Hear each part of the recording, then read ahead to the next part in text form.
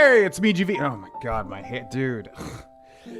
I'm trying to grow this sucker out, man, but it is just fighting me tooth and nail. Jesus. It's like I live in a damper state, a more moist state now. You would think my hair would not be so damn dry. I guess I gotta switch up my shampoo. Conditioner routine. Okay, welcome everybody to the stream. Hello, it is August 14th, 2026. The Friday stream. I kind of was feeling switching the game up today for Fiesta Fridays, which, yes, it is Fiesta Friday, so we're going to drink another 6-pack of various beers, of which I'm excited for. This week we've got some delicious ones. This is Samuel Adams Cherry Wheat. I've had this one a lot. I love this one.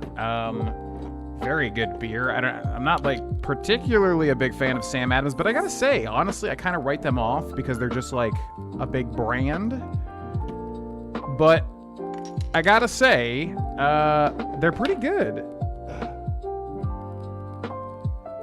From what I've had of Samuel Adams, they're actually not bad at all. So if you're drinking responsibly, cheers. Yeah, I haven't had one of these in a while though. So good. It's just like yeah, it's like a standard beer, a wheat, but that cherry flavor, it just goes together perfectly with it. I honestly love that beer. Yeah, so KOTOR 2, stream number 14, full and blind, please no spoilers.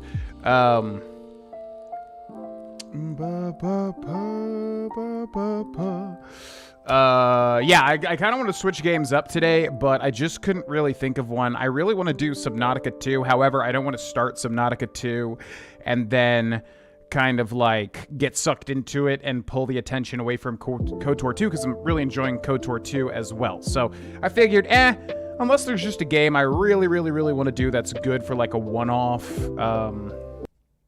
good for a one-off sort of stream, let's just do more KOTOR 2. So that is what we are doing today. So welcome to the stream. We're streaming currently on youtube.com/Grohlvana and twitch.tv/Grohlvana every single Monday, Wednesday, Friday at 2 p.m. Eastern time. I now am on Eastern time.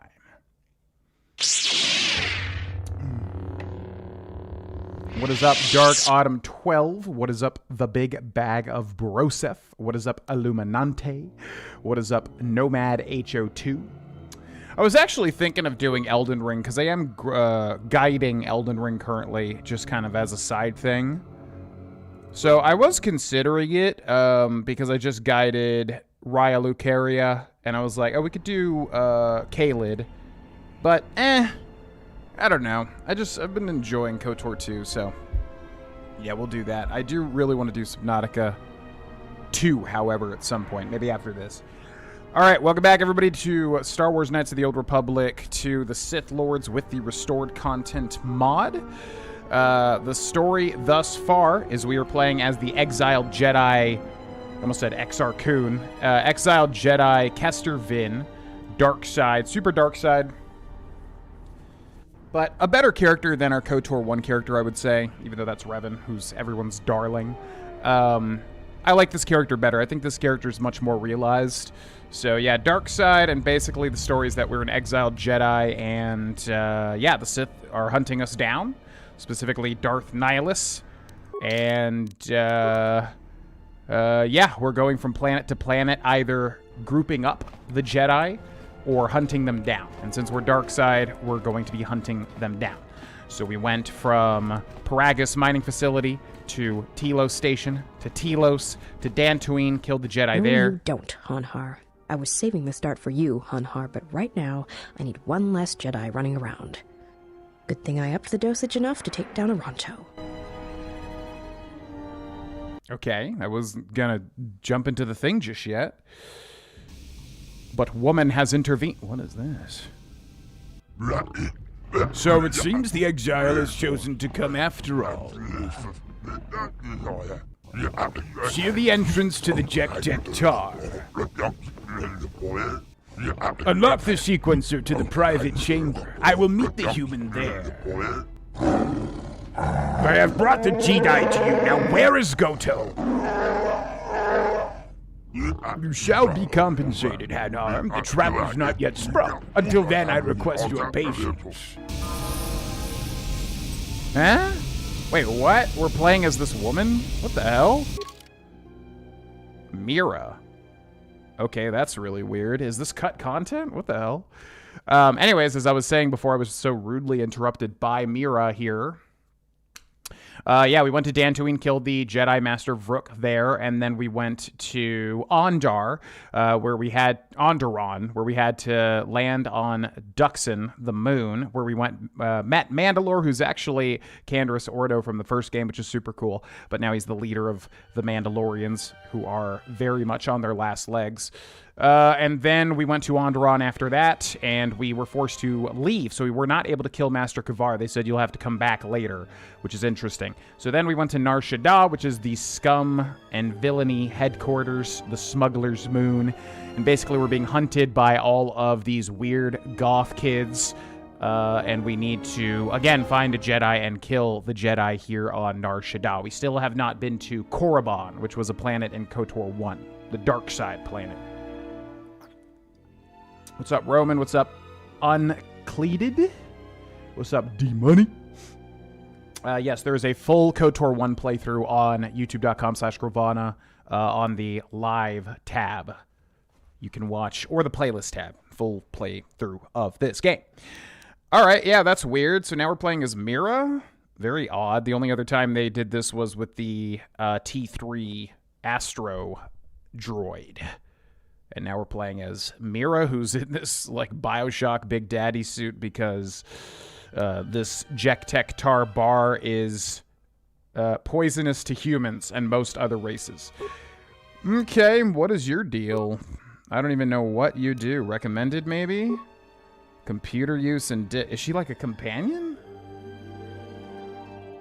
That'll be really weird, because I thought it would be Hanhar unless we get both companions here and just no other companions. That's odd. Okay, computer use and demolitions, repair, treat injury. Yeah, that's fine. Demolitions is kind of worthless, but okay. And then feats. I don't know what you do. Uncanny dodge, which is literally a D&D class feature. Okay, so you must be a rogue then. Where's that at? Targeting, evasion. Where's your uncanny dodge? Uncanny dodge. A character with Uncanny Dodge 2 retains the dex bonus to defense even when surprised by camouflaged opponents, and also gains +4 on saves versus grenades. Retains the dex bonus. Okay. So she must be like a rogue, or what do they call them in this? A scoundrel? Okay, well, do we have toughness? That's usually a good one to get. Yeah, let's take toughness. That's always good. Accept. Level up. Precise shot 2. Attributes. Recommended. Goes for dex. Makes sense. Skills. Recommended. Awareness repair. Sure. Accept. Level up. Skills. Recommended. Okay. Feats. Targeting 3. We'll give her toughness 2. Always usually good. Accept. Level up. Skills. Recommended. Okay. Accept. Level up. Skills. Recommended. Okay. Feats. Master toughness. Master of toughness. Dex to 18. Good. Skills. Normal. Good. Accept. Level up. Skills. Recommended. Okay. Feats. Targeting 4. So what, I guess we'll give her a pistol, but she doesn't really have, like, the maximum pistol stuff, which is kind of interesting. What she get? Targeting. Scouts are very effective with blasters and blaster rifles. +1 attack bonus with ranged weapons. +2, +3. Okay, so just ranged weapons, basically. Close combat. +1 attack bonus. Melee combat. Receive only a +4 attack bonus. I don't know. Yeah, no spoilers, please. I'm going to avoid the chat. I think there's some spoilers in the chat. Please do not spoil anything. Anything that I say is just kind of talking aloud. I don't want to know. Please and thank you. What's up, Roger Hunt 5? I plan on streaming at least 3 hours. Typically on Fridays, I like to go longer. Yeah, please avoid any and all spoilers. Anything I'm asking aloud is just me trying to talk about my experience, obviously, since this is a full and blind playthrough. Yeah, I don't know if we're just playing as her now. I mean, it would seem that we're going to get her. I don't know. I really don't know. This is an odd situation, basically. Okay, so we want to give her blaster stuff. So what is this? Weapon proficiency, blaster, pistol, and then this is weapon focus. Adds a +1 attack bonus, which is it's all right. I mean, honestly, improved rapid shot's probably better. Let's give her that. Sure. Accept. Level up. Skills. Recommended. Boop. Accept. Level up. Skills. Recommended. Boop. Feats. Master Rapid Shot. The feat allows character to make an extra ranged weapon attack during the round. Characters suffer no penalties when using the Master Rapid Shot.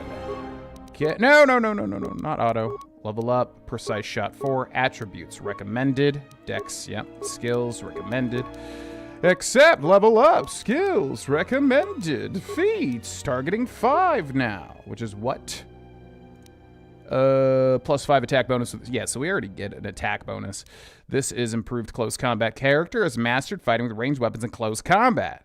Target is short range, they receive a +2 attack bonus. Additionally, when these characters engage in melee combat and their attackers receive only a +2 attack bonus instead of the usual +6. Okay, that's pretty good. I'll take that. Sure. Level up. Skills. Recommended. Okay. Accept. Level up. Skills. Recommended. Okay. Feats. This one seems almost crap. Where is it? This one. +1 attack bonus? But I'll take it, sure. Okay. And that's it. Cool. I guess we'll make a save. I don't know what's going to happen now. This is interesting. Yeah, so as far as what's happening on actual Nar Shaddaa, we need to meet with the leader of the exchange, which is one of those Grand Calamari people or whatever, and, yeah, they're clearly going to double-cross us. It seems like who we're playing as now literally double-crossed us. A lot of double-crossing going on. I mean, this is, again, the evil place. You know? Okay. Let's go. It's so weird that they do this. Should I equip? I probably should equip her too. Oh. You cannot equip or use any items while wearing an enviro suit. Right. So I can't even equip like a weapon. Okay. Fair enough. Now I'm assuming I don't need to talk to these. What happens if... Oh, I can't even talk to them? Okay, where was that one place? This? Nar Shaddaa docks? No, it was this. Private lounge door. Yep. Let's go! You encountered a lot of the bounty hunters except the HKs. Are they afraid of you now? They may be afraid, or maybe we've just killed every dang last HK. I mean, I don't know how many else there are. We've destroyed 50 billion thousand of them. Maybe they're all finally done. Okay, is it in here, or is it past the next area? Hello? I'm here for... something. I don't even really know. I mean, we made the Jedi pass out, right? Private lounge. Oh, you have arrived. Please come in and remove that cumbersome suit. The area is quite suitable for your kind. Do not be taken aback by my hospitality. I assure you, no one will harm you as long as you are my guest and we keep things cordial between us.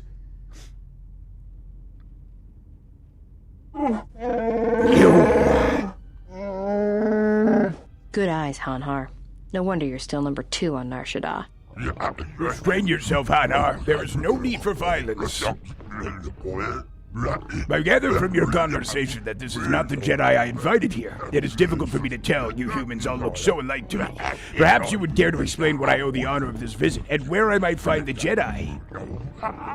Yeah, and maybe you'd like to explain why you've decided to backstab Goto and claim the Jedi for yourself. Now, what a prime example of human arrogance. What you know is substantially less than what I know, otherwise you would not have come. Everything that goes on in Jek-Jek-Tar is invisible to Goto. It is something I discovered by accident and have tested many times since to ensure accuracy. Second, I am not acting on Goto's orders, not anymore. Hanhar and I reached an agreement to deal with Goto altogether and collect a tidy sum from Voga. You signed on with Voga the Hutt? Visquous, you're dumber than I thought. There's no way Goto won't find out. He might. It is possible. But it is a risk I'm willing to take. You see, Voga is very tired of having his freighters hijacked by Goto. It is causing his ward to have less weight on Nal Hutta. There's a leak in his operations here on Nar Shaddaa. Rather than simply find the leak and eliminate it, his anger has compelled him to eliminate the source of the irritation altogether. Unfortunately, Goto is very careful about showing himself to others. Voga's employee, Hanhar, discovered this when he attended the gathering on Goto's yacht. It is always holograms with Goto, always. But I have a suspicion that Goto will reveal himself to a Jedi. When that happens, that is when I intend to strike. Unfortunately, it is clear he will not reveal himself to a 2-credit bounty hunter with the audacity to try and strike a deal with me. So please, tell me where the Jedi is. I am not in the mood for negotiation. Right. I'm not telling you where the Jedi is. It's my bounty, and that means he's under my protection. How predictable, very well. No! Take her away. It looks as if we will not be getting a Jedi this day. What of our deal and my payment? Hannah, please calm yourself. The Jedi was on the way to meet with us when sidetracked. We must be patient. If he is a Jedi, perhaps he will come for her out of some misguided sense of protectorship. If not, then he will come to meet with me, and we may strike another arrangement. Okay. Yeah, that's weird. Are they both going to be companions? I thought Hanhar, because we don't have a Wookiee yet. I know you can hear me. The numbness you feel should be wearing off soon, but not before we've spoken. When I first heard you were on Nar Shaddaa, I didn't quite believe it. I didn't think anyone could track me here, but I see I underestimated you. I've watched you as you have traveled the refugee sector. I've seen what you have done, what I refused to do. Even exiled, you are more a Jedi than I. If anything, know that your actions have convinced me I can stand by and watch no longer while the exchange closes its grip on this sector. I know a young woman went to meet with Visquis in your place. He will not negotiate with her. He will kill her. I intend to rescue her. I will return shortly, or not at all. If you have come to this moon for answers, or for revenge, then you will follow me. For if I fail, then you will be denied both. Well, that makes everything quite efficient. Okay. Sounds good to me. I will do everything in one fell swoop, you see. Metal box with chemicals and credits. Chemicals and credits. Chemicals and credits.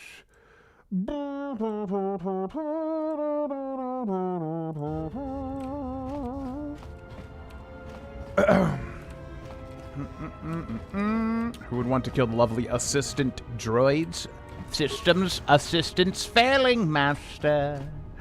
Facilitate communications and terminate hostilities. So we're still on our own? This is weird. You're kind of like on your own for a long time here. Okay. Well, let's go back to Jektek Tar, I suppose. I wish I looked like this guy. Don't we all? Don't we all? If only. Hanhar should be for dark side and Mira for light side, even though she's a nasty old scoundrel. He found me first. Yeah, big old handlebar mustache man. All right. Here we are in front of Jektek Tar. Tech Tar. Let's make another save here. I'm coming for you, Mira. I definitely care about you and not just killing the Jedi. Finally, the genuine specimen. I had thought I might have to waste more time and resources baiting another trap. But the Jedi has come without an environmental suit. Brave, indeed. We shall let the fumes of the Jektek Tar capture the Jedi for us.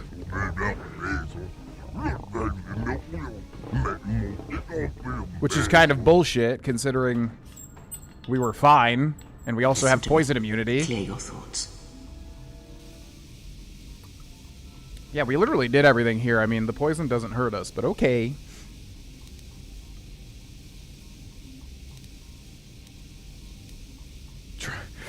Trying to stay conscious. Still you're breathing. Let the trace amounts of air in your lungs hold you.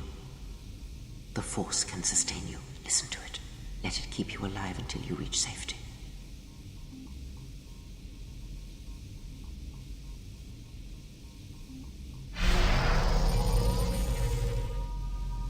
I mean, I was good. Like, I was perfectly fine. But I appreciate it. You have learned a new force power, breath control. It protects you from all poison damage for a limited period of time at the cost of force points. It is an old technique similar to the healing trance. Some Jedi can hold their breath for hours, even days. The Jedi is strong. Even the air of this place cannot bring him down. I grow weary of these subtleties. Let all the clientele know the Jedi. The real Jedi has arrived. If necessary, remind them of the price for the exiles' capture. You think they can stop the Jedi? He will carve through them like a blade. Bernhard, do not take me for a fool. They cannot kill the exile, only weaken him for capture. Be silent and let us watch the amusements on the monitors. You can fight toxins that are inhaled or absorbed through the skin with breath control. Select this force power and use it to keep you alive in the Jek-Jek-Dar. Or, like, literally just have a breath mask, which you get at the very start of the game. And then you're basically fine. It's all good. Unless they just ramped up how damaging this place is. Okay, time to kill you all now. 4 storms will do it, methinks.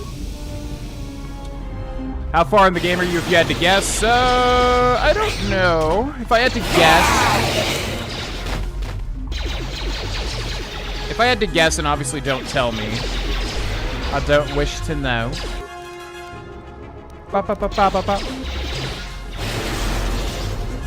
I had to guess how far we were in this game, I'd probably say anywhere from like maybe 50 to 60%. What it feels like. Oh my god, you're all going to die, don't you understand? There's more for you to do in life than just throw yourself at a Jedi without any chance. To live, fools!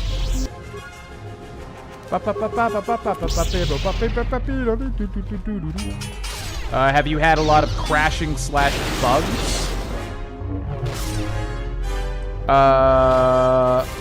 No. No, we had like one movement bug at the start of the game, but that was about it. The only thing is capturing as usual footage for this game is very weird. Requires desktop capturing, which I try to avoid.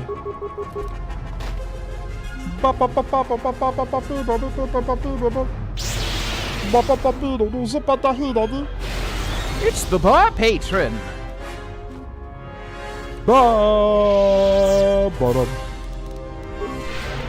Yo, what's up, Jeff Stewart? Welcome in. Do you have the blaster defense lightsaber stance? Yeah, but we have so much damage, I don't think we need to really... We can basically just constantly stay on force potency. We just deal so much gosh dang damage, you know? I'm here from the Skyrim playthrough 10 years ago. Has it really been that long? 10 years. 10, 15 years. What does Odysseus say? How long has it been? 20 years. I cry every single time I listen to that song. Every single time. Without fail. It really appeals to the romantic deep down inside. Okay, let's just basically kill everybody in Jek-Tek-Tar, considering they want to throw their nasty, disgusting blaster bolts at me. Nasty creatures, time to die!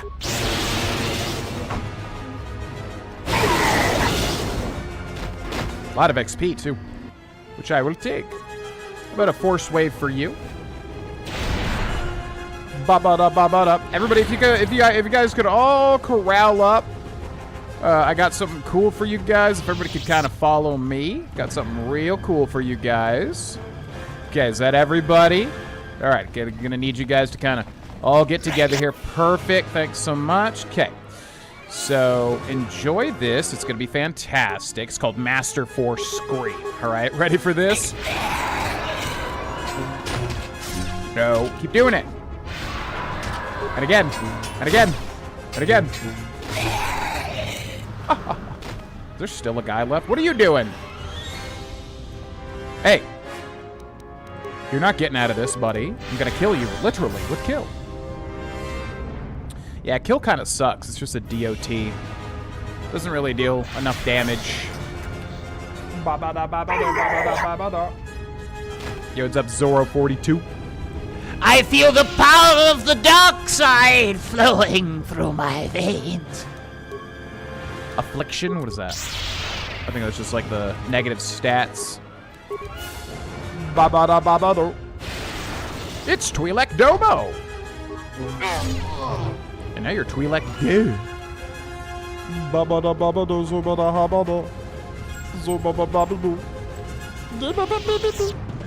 I'll take your stuff now. Construction kit totally useful. Construction kit totally useful. Credits actually useful. Thank you, thank you. Okay. Is everybody... I'm just sure we don't even have to go this way. Wait, is this where the thing is? Wait, where are we? We're here. So we got 2 more rooms to fight through. This has been a really long sequence of trying to get to this asshole. Like, we've been trying to kill this squid guy for like 1,000 years. Bum, bum, bum, bum, bum, bum. We still have force potency, right?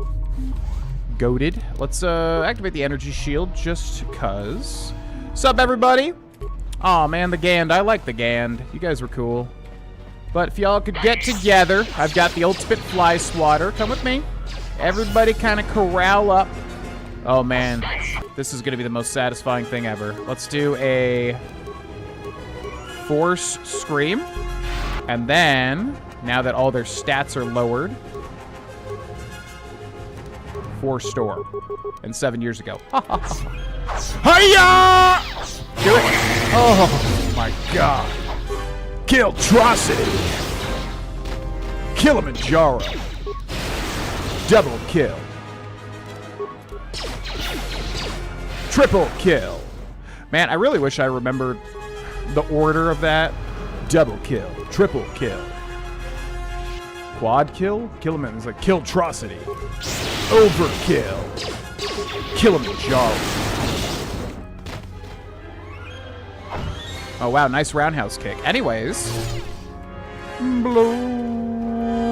It's so weird that they don't aggro. They're just, like, hidden over in these places. Killionaire. Oh, I forgot about that. I forgot about that one. That's a good one. Killionaire. Infected. Divorce finalized. Yogurt season. Okay. Anybody else hiding out? I'll take your remains. Thank you. KOTOR 2 remake at some point, and hopefully it won't take 10 years. I feel like it would, just because it's taken so long for the KOTOR 1 remake to come out, and that's a pretty popular, albeit maybe a little bit more niche game. So I feel like unless it's just a huge success to where they immediately rush out the next one, I feel like we're probably looking at 10 years. I don't know. It feels like it's going to be a long time. But I would love to play it. I mean, like I said, I definitely prefer this game to KOTOR 1, even though they're both great. But I do dig this one more. Something about it feels better. But I don't know how much of that is the restored content mod either. That could be a big part of it. The exile has come far, too far. The Jedi is a predator. You have baited a trap, but only you are caught. Trapped no, Hanhar. As you know, many vents and shafts run beneath the Jek-Jek-Tar. Jek-Jek-Tar. You chased Mira through them once, if I recall. So it is as I heard. You do have a base beneath the Jek-Jek-Tar to trap the Jedi. Yes, it's a private sanctuary, stocked with other hunters as eager to capture Jedi as much as I, and you. We will trap the Jedi there, then wait until the gases overcome him and make him fit for something. Then I will go with you to your base, and I will help you trap the Jedi. After all, we are allies in this. You would not betray me as you betrayed the other hunters. Well, indeed, Hanhar, against this foe we stand together. But there is no more reason for us to remain here. Let's go to the inner levels of the Jek-Tar and something, because the dialogue always moves too fast. This guy's got like a ball sack for a neck. Yes, there is no one here who can help the Jedi now. So much double crossing. Don't you realize you guys are out of your depth? Don't you even know? Alright, Gan. Everybody get together here. I know you guys are third-person type dudes, so I won't call you by your names or whatever, but Gan, if y'all could corral yourselves. Thanks so much. Okay, now all die, please.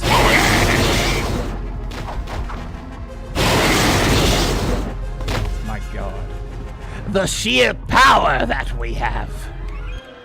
This would really suck, by the way, to, like, not play AoE. Like, you'd have to cut through so many freaking people. It's crazy.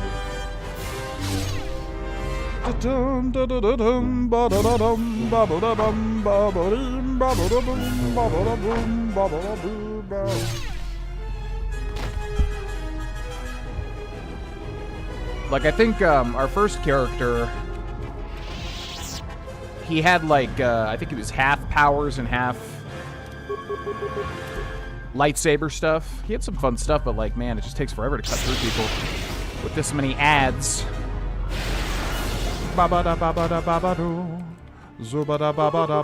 Here, let's cancel this. I want to see what we can do with a lightsaber. Flurry? Let's see how much damage we do. Kill you there.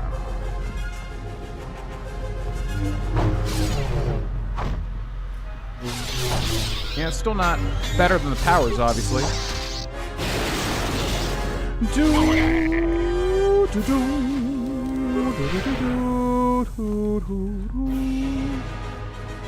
Okay, let's go loot everybody real quick, even though they don't really have much of interest here. Give me the story of KOTOR 2 we were supposed to have back in 2006. Or 7 when the OG released. I'm not aware of that story. I don't know what that is.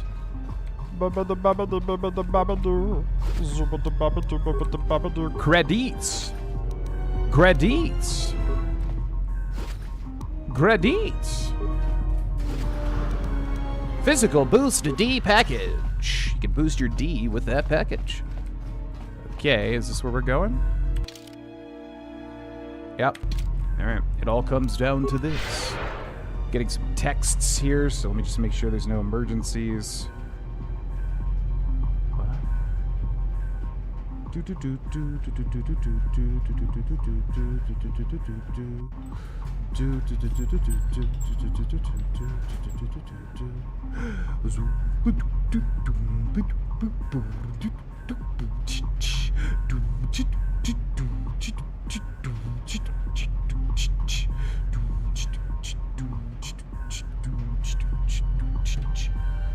Okay. Let's do this thing. It's weird that they make you do this all solo here. Private lounge. Hello? I'm here to, quote-unquote, rescue somebody. Definitely to rescue, absolutely. Twi'lek attendant. Please, I beg you, do not harm us.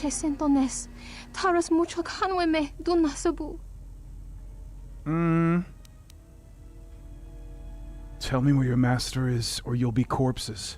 We wish no more trouble. There's a root at the back of the spa. You will find what you're seeking there.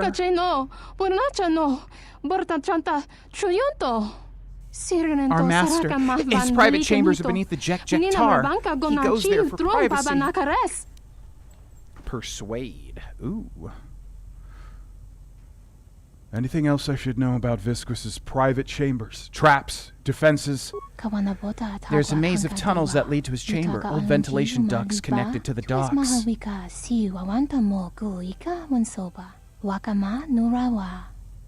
They are filled with toxins, with gas lethal to humans. If you do not find your way through them in time, you will die.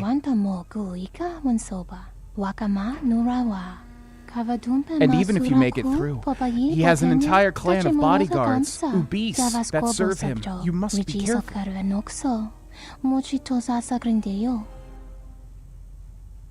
It's funny that, like, literally just having a breath mask basically makes all this poison stuff null. What are Ubis? I don't know what those are. The Republic Purge? So some Ubis survived the Republic Purge? Up to me to finish the job. Be careful, Hina's guards are expecting you. I think they have been setting the trap for a long time. Is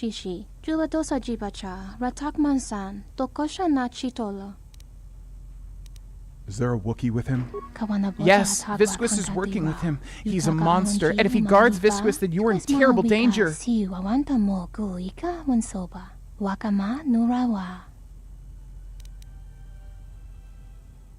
Yeah, I was confused. I guess Hanhar is actually still working with us. I forget. There's so much double-crossing going on. That Wookiee is going to get me to Goto. After that, he's a carpet. Just get out of here. Now, before I kill you.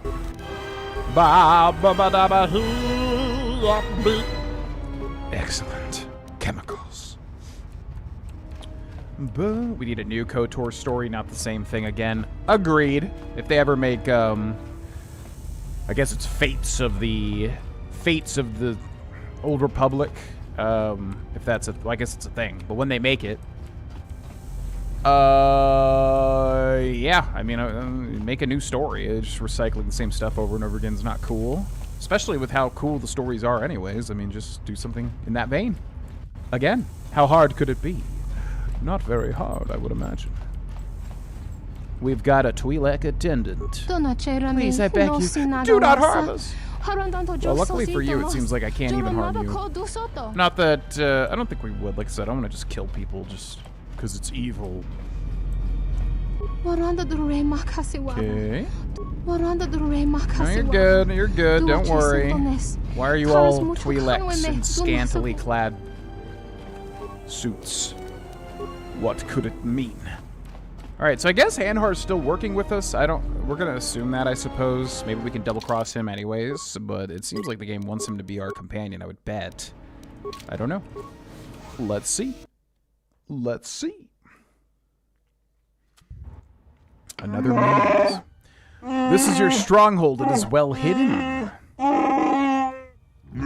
Yes, and impossible to enter if I do not wish it, so I chose my visitors carefully and my victims. We may talk freely here as we did in the Jektar. It is my home, stocked with my soldiers, far from Goto's eyes. You trust this clan of obese to walk among you?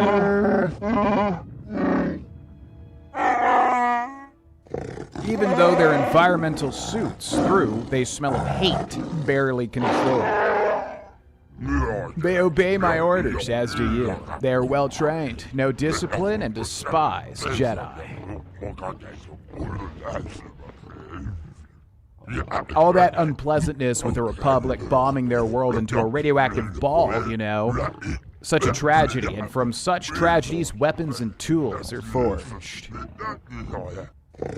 You trust in their hate, not their skill. They cannot be controlled. The Jedi will murder them. Curious. You sound almost hopeful, Hanhar. Or is it concern I detect?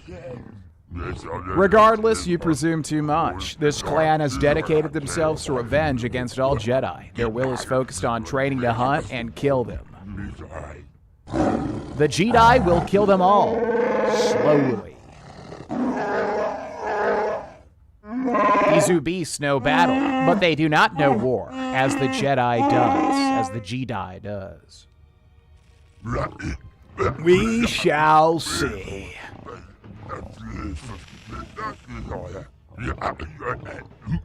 But come, Hanhar, I have a gift for you as a show of good faith.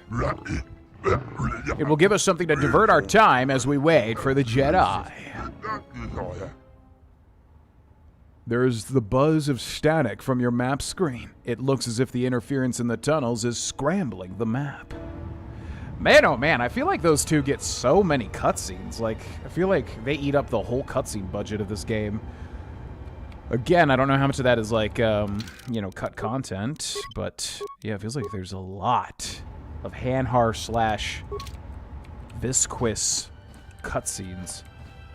Okay, so we got a maze. I mean, the trick is typically like if you just follow the left wall, you'll basically always like get out of it, right? Because you'll like eventually hit a thing. Average fragment. I can't even attempt to destroy it? Okay. So I guess that's what we'll do. We'll just keep following the left. Blah, blah, blah, blah. I can't even, like, throw a grenade. Why can't I? Do I have to activate combat? Is that why? Huh? What's up, Jake? Welcome in. Yeah, is that like a canon thing that they pronounce it Jedi? I wasn't sure if that was a Wookiee thing or just like a funny little thing. I don't know.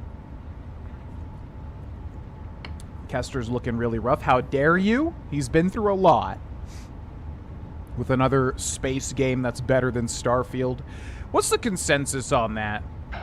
Destroy droid force. Okay, we don't have it on Kester, unfortunately.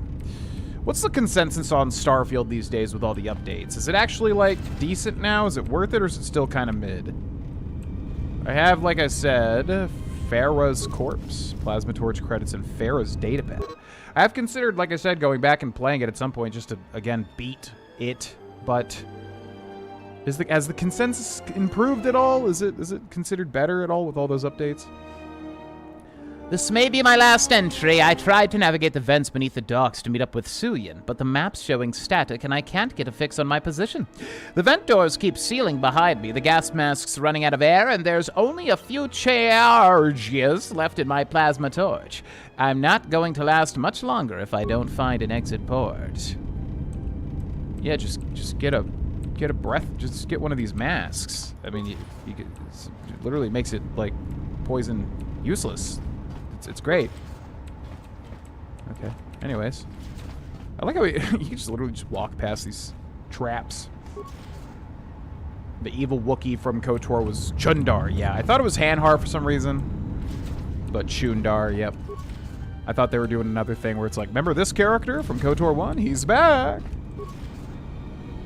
Makes me fall asleep. It's actually not possible to finish it. We are wasting time. We must prepare for the Jedi. Be patient, Anar. The gas in the tunnels will take care of the Jedi for us. Besides, one who does not know the tunnels has no chance of finding the exit. The Jedi will find his way. He has endured worse. You think much of the Jedi's chances. Even should the Jedi reach the exit, the door will not open. Either back to the Jek-Jek-Tar or here into my stronghold. It would have to be open from the inside, and even if it was, then my guards would do what the gas could not. But enough, as I said, I have a gift for you.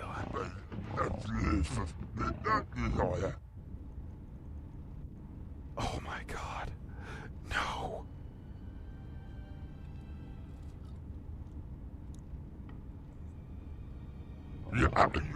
Mira, I'm pleased that my traps did not cause any permanent scarring. It turns out the Jedi you decided to ambush has decided to come here anyway. No doubt to put an end to you. You know how base and vengeful humans can be. It would be amusing if the Jedi were to catch you. But I have other plans for you. The Jedi's attack has ruined certain amusements I had planned. You must make those up to me, I think. But in the meantime, as a boss of this sector, I must pronounce judgments on those who have crossed me and reward those who serve me. Mira, I believe that you know this one, as he knows you. Hanhar, I have heard tales of how you have ripped humans in half. Indulge me.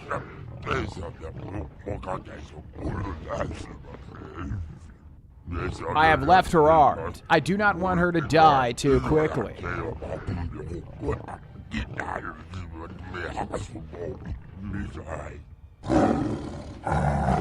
Here we are far from the eyes of other bounty hunters. Now my debt will be ended. That does it, Hanhar. I don't want to kill you, but I will if you don't get out of my way. Your threats mean nothing to me. You do not have the strength to kill, little girl. I must kill you quickly and open the doors of this stronghold for the Jedi before he dies beneath the Jek-Jek-Tar. Hanar has become your temporary character. kill Mira, then escape the arena and let the Jedi into Visquis's stronghold? Wow, okay. I didn't expect that we'd be killing Mira, who we played as earlier. Terrible from every aspect of development. Man, yeah, because like when it came out, you know, everyone was talking about that one guild quest line that was pretty good. The snake people one, right? Or was it the other one, the Zerka Core, whatever it was? Surprise, yeah, for real. What's up, Pika Warps? I had to see if it was Pika Raps or Pika Warps. Yeah, I don't know. It's weird. I feel like there was a lot of people when the game came out that really wanted to like it, and I get it, because obviously a lot of Bethesda fans, especially on my channel, but yeah, I don't know. I was just hoping, I guess, it got a little bit better with time. Temp character. Is that restored content? Weird. Hanhar has become your temporary character. Oh, temporary. Kill Mira and then escape the arena. Let the Jedi into Visquis's stronghold. So I guess we are still working with Kester. Hanhar, in addition to his great strength, also has Wookiee toughness and can rage, increasing his strength further. Oh yeah, why not make like barbarians in Star Wars, especially with like Wookiees? That'd be cool. Yeah, because raging is a barbarian thing in Dungeons & Dragons. What the hell is this? It's Mira! Okay, what do we got? Wookiee Rage. We got a bunch of stuff there. Well, I guess we just rage, right? Wookiee Rage, go! We got level ups, too. Computer use? Huh? I think I want repair instead here. Targeting 2. Do we have toughness?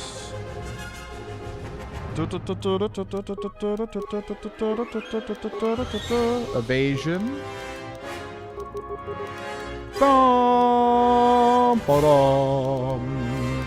We'll do treat injury.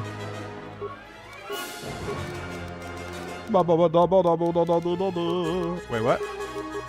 Repair. Treat injury.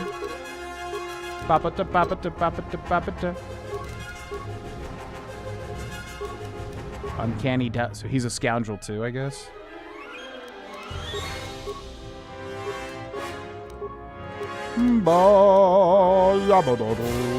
Dex? What about strength? I'm just gonna go strength, right? Strength and con?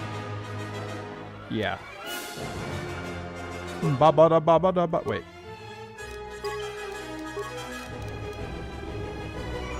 Remaining point. Wait. Okay, repair. Remaining points 2. Awareness. Wait. Treat injury.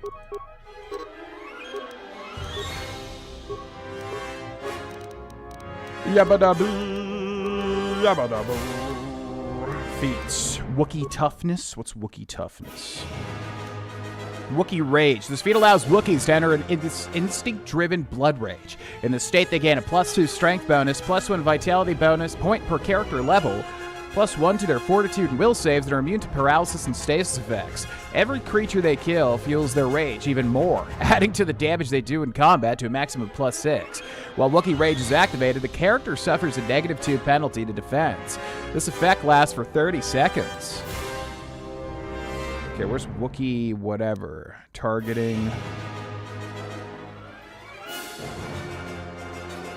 Where's the Wookiee power? It should be listed here, shouldn't it? Oh, is this Wookiee toughness, improved toughness, master toughness? Okay, that's fine. Except, level up, skills, repair, treat injury, awareness, ba-ba-da-ba-ba-doo-boo. Repair, treat injury, awareness, ba-ba-da-ba-ba-da. Wookiee Fury. This feat allows Wookiees to enter a mad fury in combat. In this state, they gain a +4 strength bonus, +2 vitality point per character level, +2 to their fortitude and will saves, and are immune to paralysis and stasis effects. Maximum +6, that's the same. When it's activated, the character suffers a -4 penalty to defense. They get an extra attack around. That's pretty good. Where's Wookiee defense, though? It should be here, shouldn't it?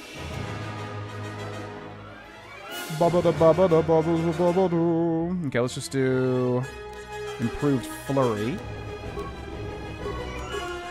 Precise shot 3. Strength go up. Skills, repair, treat injury, awareness. Accept, level up, skills, repair, treat injury, awareness. Targeting 4. Master flurry. Same thing as rapid shot. Repair, treat injury, awareness. Repair, treat injury, awareness. He's got power shot too, which I guess could be decent.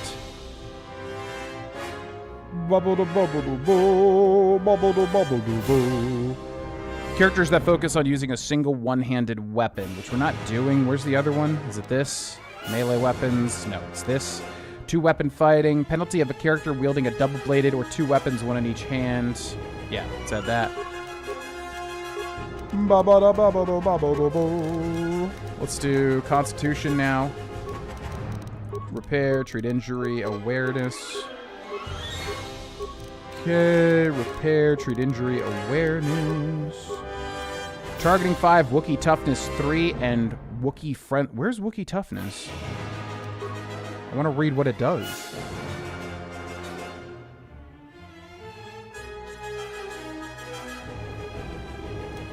Wookiee frenzy. Killing frenzy. +6 strength bonus, +3 vitality bonus, +3 to fortitude and will saves. +6. Character suffers a -6 penalty to defense, 2 extra attacks around. Damn. Improve 2-weapon fighting. Let's do that. Oh my god, how many levels do you have, my guy? Holy freaking crap. Oh my god, and another one.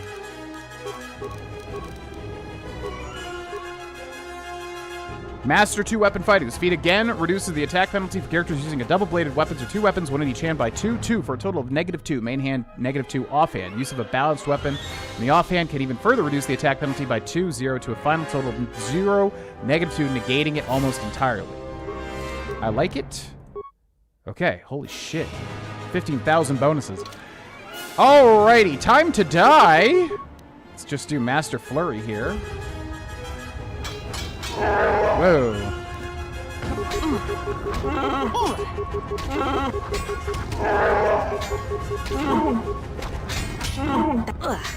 She's actually surviving pretty well.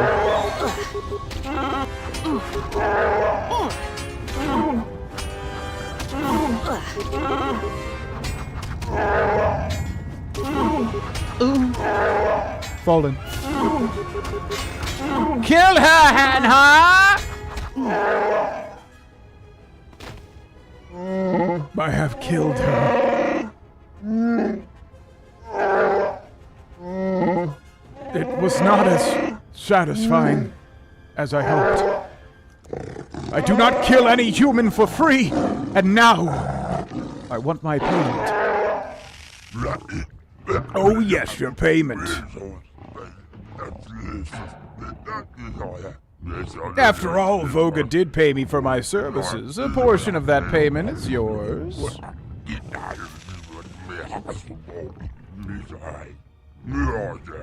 Did you know that when the humans bombed Dantooine, few calf hounds were left? They fetch a rare price on the galactic market. Of course, the drawback is that one must keep them fed. So, here is your payment, Hanhar. Your credits, each with 4 legs, teeth, and very, very hungry. I shall send tenders in to collect your remains when they are finished with you. Who the hell is Tenders? Is that a name?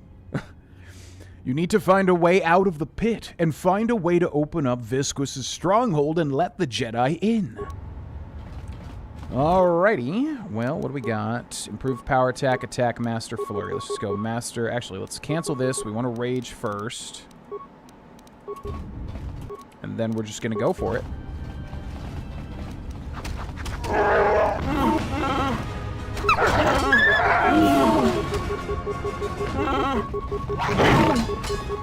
Oh!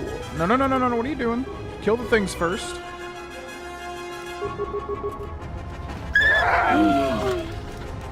It just died. Okay, poison grenade, sure.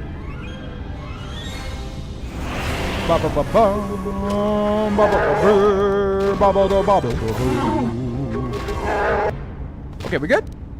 Recover mine. Should have some demolitions.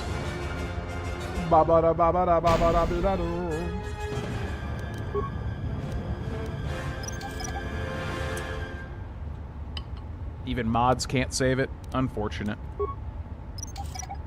2-weapon fighting is good. Pit victim. Here, can we cancel this? Pit victim. Sounds like a Star Wars name. Hey, it's me, Pit victim.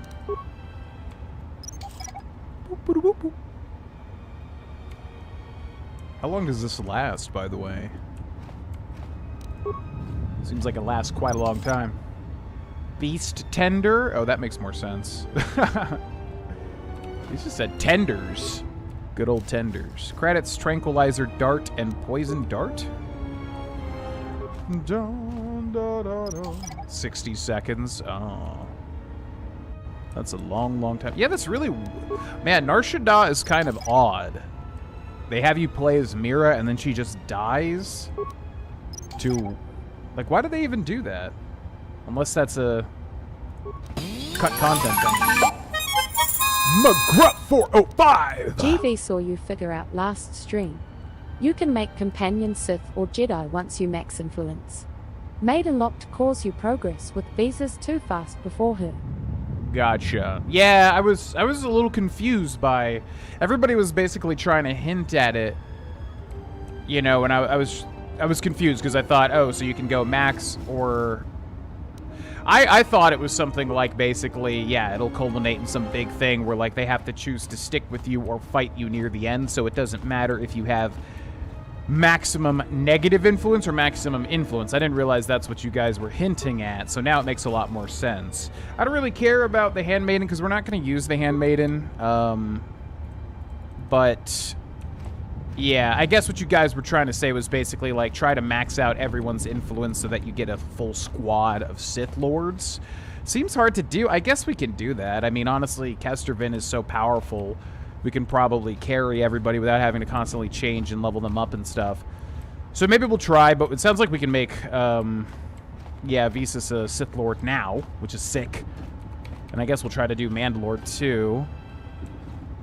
But it kind of sucks, because it's like I always want to, you know, roleplay. So I don't want to just tell them what they want to hear. I want to, like, roleplay.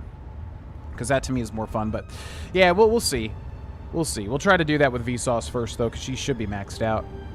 And thank you, McGruff, for the $5 super chat. Welcome to the stream. Credits, average, fragmine, beast, tender, keycard. It's tenders. My God, this Wookiee is huge. That's a big Wookiee. Sith Power Gauntlets. Not cut content, but part of a chaos, a choose-your-own-adventure story? You can run a Sith Maiden and a Sith Visas, just got a max Maiden first. I don't really want to harem. Every playthrough I do always ends up with, like, a full squad of women, but that's just because I feel like, I don't know, a lot of the time female characters are more interesting than male characters. So I don't think we're going to use the Handmaiden. If we could make everybody a Sith, that would be cool. But, yeah, I don't feel like we'll use the Handmaiden. If we can make everybody a Sith Lord, I don't know if that changes things. But we could definitely try to do that. I don't know if we have enough game left to influence everybody.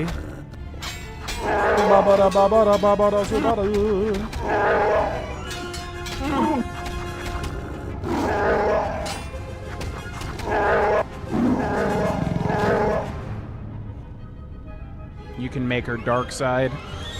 Yeah, I don't know. For me, it's like every playthrough, you can only focus on so much stuff in an RPG, you know? So it's kind of like... I don't really mind missing certain things, because, you know, there's always the next playthrough if it happens. And obviously, we can't just do every single thing. It's kind of difficult to do that, of course.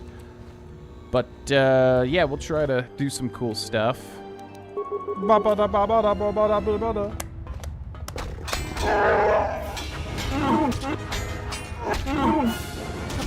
Oh!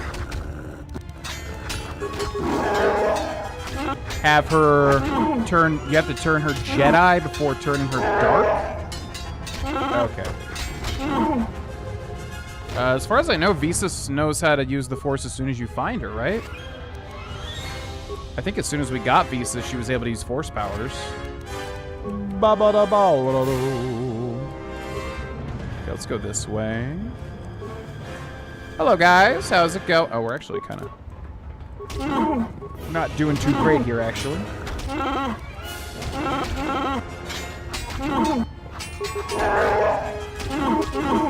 Oh! My God, Hanhar is a monster. Oh my God, he's just too strong. Oh yeah, we probably should put the Mandalorian power shield on, huh? Let's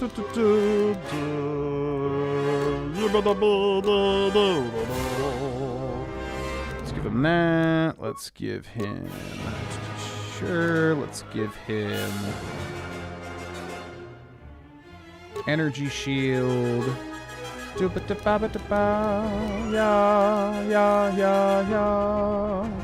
Mandalorian melee. Demolitions +1.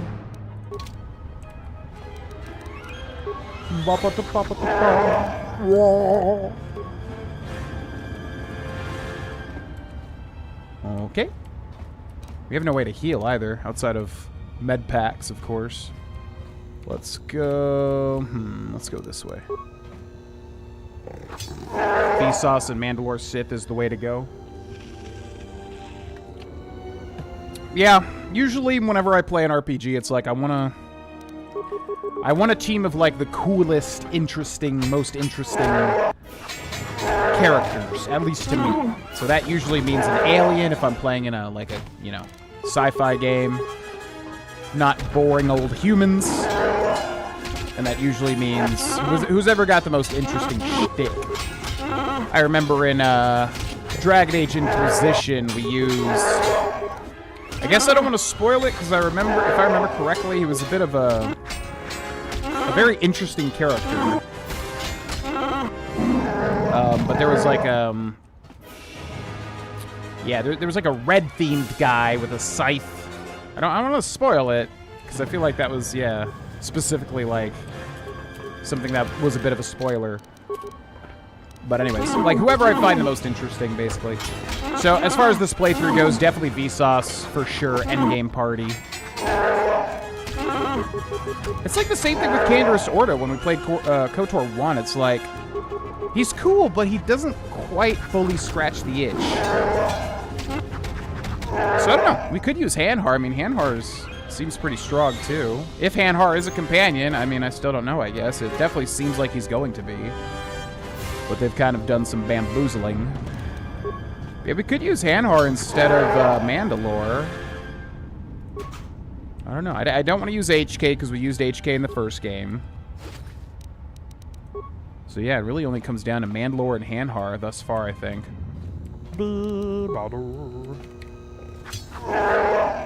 Blood of Dawnwalker. Every quest speeds up in game time, so you can't do everything, and you can continue the game without saving your family and letting them die.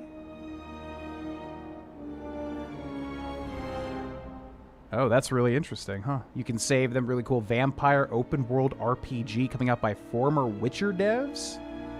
I will absolutely have to look into that. That does sound quite interesting. I love when they play with like mechanics like that. Because, yeah, it really doesn't make any sense in RPGs where they're like, the world is dying! You have to save the world! And it's like, okay, well, also, let me go deliver 14 eggs first. Yeah, it doesn't really make much sense.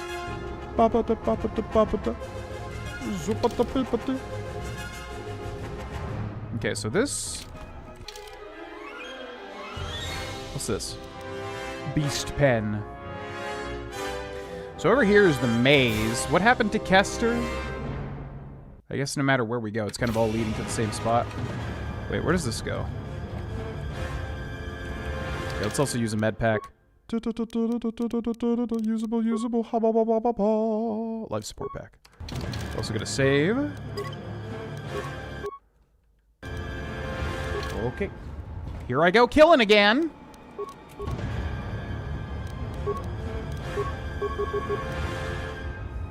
GV, what's your favorite DS3 boss? Chat can answer too if you want. Favorite Dark Souls 3 boss? That's a tough one. Because Dark Souls 3 has some amazing bosses. You know, I've always really liked Aldrich. Aldrich is such a weird, interesting boss, you know? I love that he's like devouring Gwendolyn. Such a cool thing. Is he my favorite though? He's definitely one of them. Multi-spectral target assessor.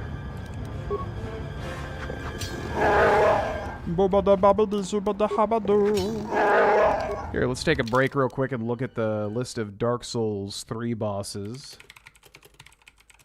And see which one would be my favorite. Gale, obviously amazing. Honestly, would probably just... I don't know. Nameless King, also sick. Sister Frida, also sick. A lot of DLC stuff there. Dancer, sick. Not my favorite, though. Abyss Watchers, cool. Not my favorite, though. Aldrich's very cool. Oh, Wolnir. Everyone hated Wolnir so much, but I honestly... I love the design of Wolnir. It's such a cool event that happens, even though it is a gimmick boss.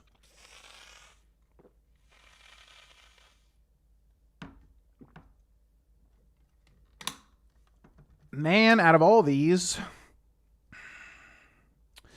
it's really close between Frida and Slave Knight Gale, the respective final bosses of each of their games. Or each of their DLCs, I should say. Gale and Frida. I mean, it should be Frida, just because I love scythes, and Frida is so cool and such an interesting boss. But honestly, yeah, it's probably Gale, the literal last boss in all of Dark Souls 3. It's just such an epic moment. I mean, epic stuff really gets me. So I think it's Gale, but there's a lot of... DS3 has a lot of bosses that are so quality, it's very hard... Like, you know, it gets to a point where they're like all very close levels of memorable and quality, so I will say that, but yeah, I'll give it to Gale. But Gale, Frida, and whatever the third one was are very close for me, ultimately.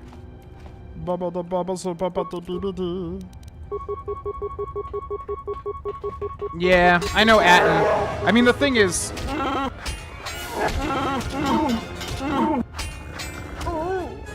The thing is, like I said, we only have a certain amount of time. It's like I'd rather fully see a companion story and everything as opposed to like spreading the game thin and trying to get everyone's stuff done. Maybe there's enough time to do it, I don't know. Blind playthrough, obviously, but... You know, I want to see what Atten's whole shtick is. Alima Keto's Robu. I want to see what Atten's whole shtick is, but... I don't know, he's definitely like not the character I'm immediately gravitating towards. Vsauce is, Mandalore a bit. Even Hanhar here, which in the first game I didn't really care much for Zalbar. I don't know. I don't know how much, like, you know, gameplay we have to go through everyone's stuff, so I want to make sure we get the ones that I'm into. I want to make sure we see that. Okay, so the labyrinth is on the right side here. Let's go to the left side.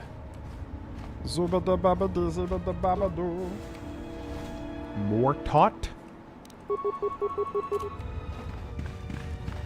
Can you post in the Discord, McGruff?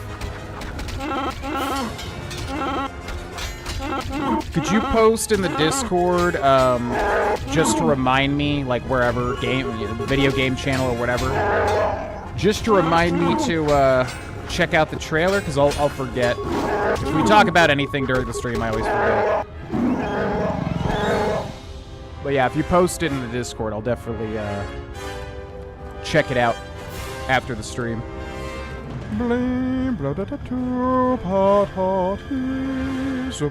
Escape tunnel? Escape tunnel. Is that it? This door is magnetically sealed and triple reinforced durasteel. It looks like it was designed to keep someone in, or to keep others out. It looks like it's an emergency escape route of some sort, controlled by the sophisticated hand terminal next to it. Okay, let's leave that for... well, here, let's take a look at it. Private security systems activated, access all available escape routes. Based on the area schematics, there are only 2 entrances into Visquis's base. One is through the tunnels from the Jek-Jek-Tar. The other is a private emergency tunnel, a pre-programmed escape route to the Nar Shaddaa docks in the event the security door to the vent tunnels is opened. Activate emergency escape route and leave. If you open the entrance to the vent tunnels, rescuing the Jedi, this will seal you off from the rest of the complex. You will not be able to re-enter. Okay, so we'll come back to that. We'll come back. All right, let's save the game. I'm going to take a quick bathroom break, grab another beer, and we shall continue. Thanks for watching, everybody.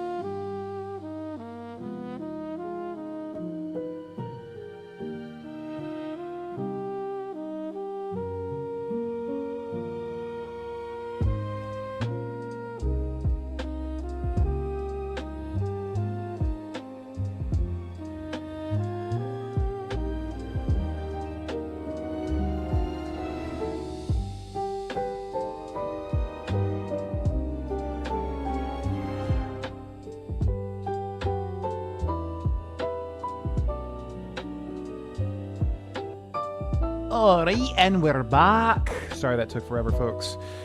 Next up, we have got New Belgium's Voodoo Ranger Juice Force IPA Hazy Imperial IPA.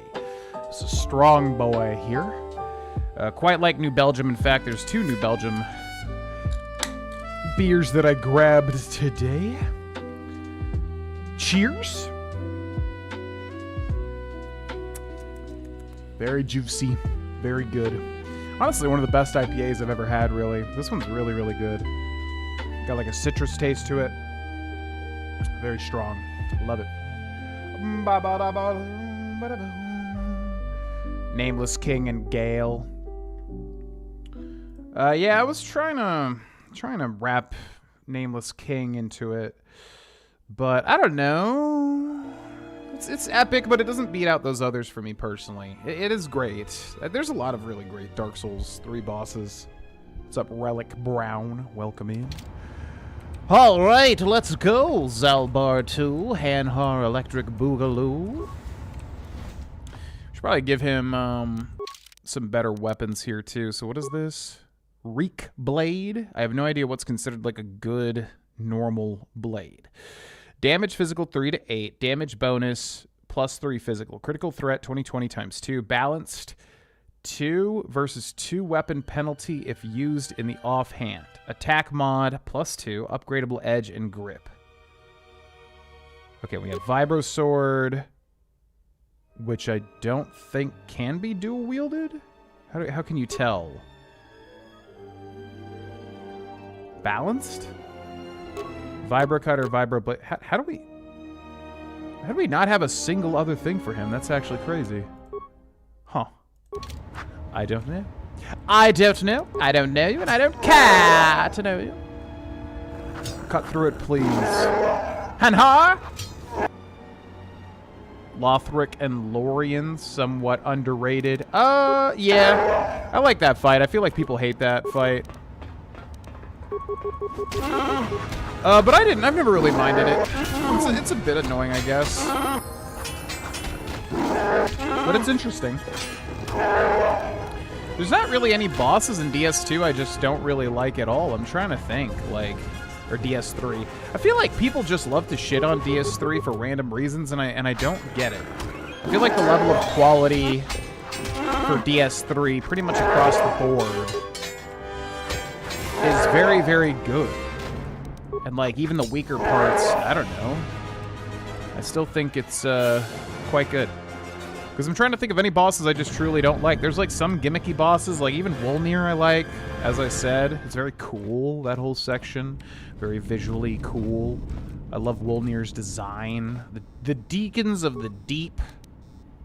I love the look of Dark Souls 3 so much, so even the annoying fights like Deacons, I still like just because it's such a cool area. I love the idea of the idea of the Deacons of the Deep. I don't know. DS3 is like a masterpiece for me, honestly. I like all of it. Yeah. Yep, I like all Souls games. I feel a pang to play through all of them eventually. It's the large locker, featuring getting cut down by blades. The world in DS3 isn't as enchanting as DS1 or Bloodborne, but it makes up for it in other areas. DS3 is most replayable. I disagree with that too. Like, I don't know. DS1, I love that it's so unique. It's very, very, very unique. It feels weird. It's a very dark, weird world, and I love that.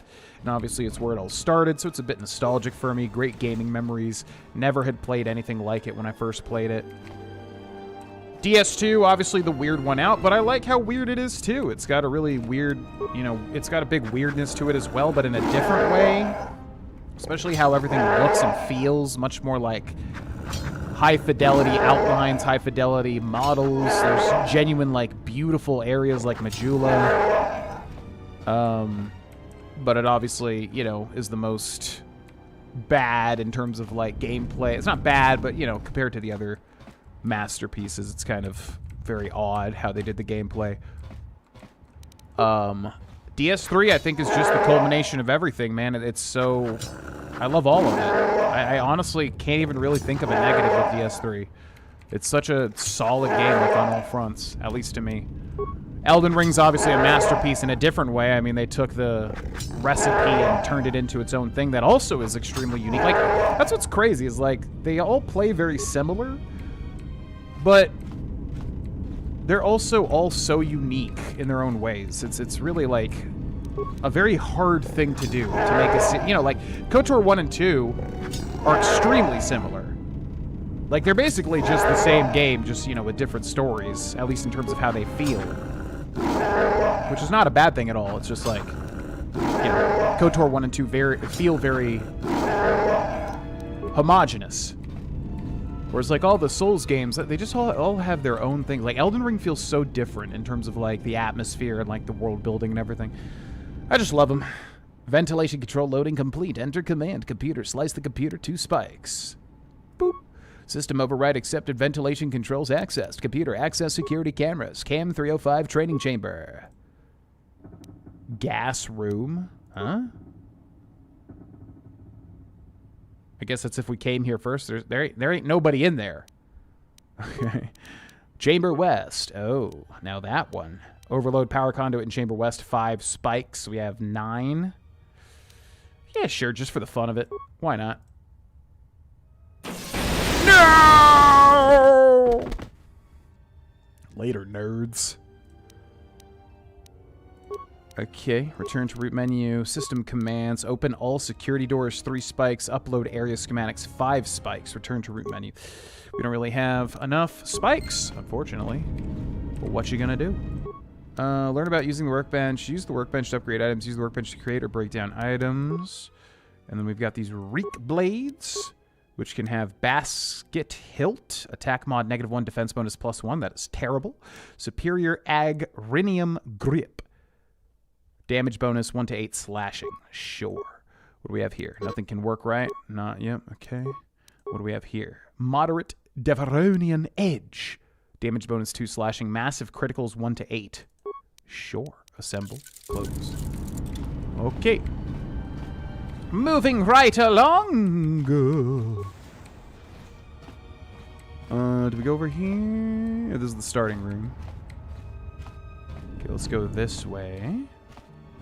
Well, you nasty nasties, I would find you. Have we been in here? What does it say? Empty, empty. Ba, ba, ba, ho, ho, ho. Have we been in here? Empty. High security door. Okay. I don't think we went through this one. Hello? Oh, this is where I exploded all of you. What do you have? Credits? An exploded terminal. Okay, let's level up too. Precise shot 5. We'll do Constitution, Skills, Repair, Treat Injury, Awareness. Accept. Easy peasy. This was the first room we were in, right? Yeah. So it's probably going to lock me out of going into this other room, because that leads to where Kester Vin was in the labyrinth, and I'm assuming they don't want me to go through here as the Wookiee. This door is magnetically sealed and triple reinforced Durasteel. It looks like it leads to the vent tunnels where the Jedi is trapped. There may be an override somewhere else on the level. Knew it. Okay. Boom, boom, boom, boom. Yeah, it's straightforward, but I don't know. I mean, Bloodborne's got the cool factor. Everybody loves Bloodborne, and I've actually loved it more and more as I've played it more and more. So I get it. But, you know, everyone loves Bloodborne because Bloodborne's just so cool. But DS3, you know, I feel like it's the short end of the stick. It's also got its own atmosphere, too. It's just not as sick as, you know, Bloodborne shit, which I get. Activate emergency escape route and leave.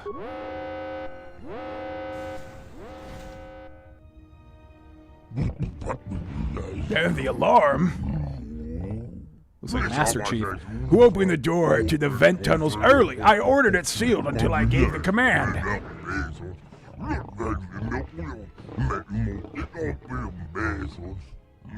How could the Jedi have opened it from the inside?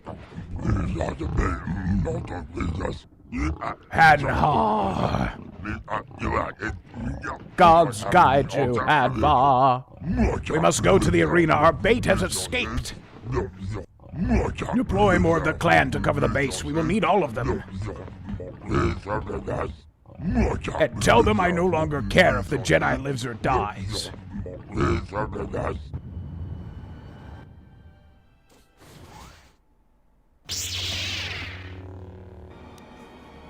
250 XP. I feel like as far as pacing goes... What? It looks like the interference in the tunnels is not present here. Your map has been recalibrated. If you go back through the tunnels, your locator should work normally. Oh, okay. Yeah, because we didn't do everything in here.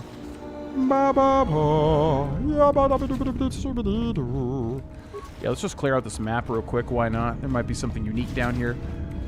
I feel like as far as pacing goes, this Nar Shaddaa stuff is really weird because, like, there's so much focus with this particular part of the game. It feels like it lasts a very long time. You're shifting different character perspectives, you know, compared to Dantooine and Onderon and Duxon. It feels like they just put a lot of focus on this one squid guy. Suyan's datapad. First the map goes static, then I hit a frag charge, tearing my leg to hell. Who placed charges down here? Farah must have set me up, or somebody else is protecting something down here. If I could still walk, I could gather the frag mines, use their beacons to leave a trail out. But there's not much chance of that. Looks like Voga isn't going to get his spice after all. They'll break down into their chemical component in an hour in these fumes. Still can't do anything about these.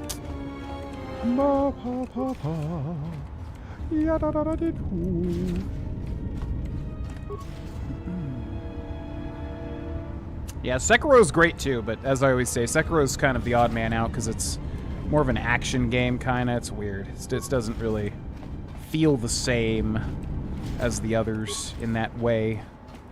But I love me some Sekiro too. It also has a lot of similarities. It's just like the most different. What's up? Bolar Medkokos? Watching your Fallout 1 playthrough. Thank you for watching. Hope you enjoy the rest of the playthrough. This is where you can see Obsidian was limited in time. Certain planets are just so clearly more fleshed out. Yeah. Yeah, that was the vibe I was getting. It's not that it's bad or anything. It's just that,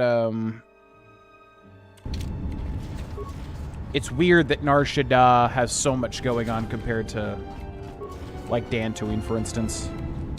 Dun, dun, dun. And it's, you know, I wouldn't mind if, like, there was that much going on, but, like, kind of with different situations. It's been, like, the same thing with this squid guy. Like, we've been hunting this squid guy for so long now. It's actually insane. Like, as only Kester Vin without our party. Okay, do they spawn in here? I thought he, like, spawned more dudes. Is that not happening? Alrighty. Oh, he did. So we'll go kill them.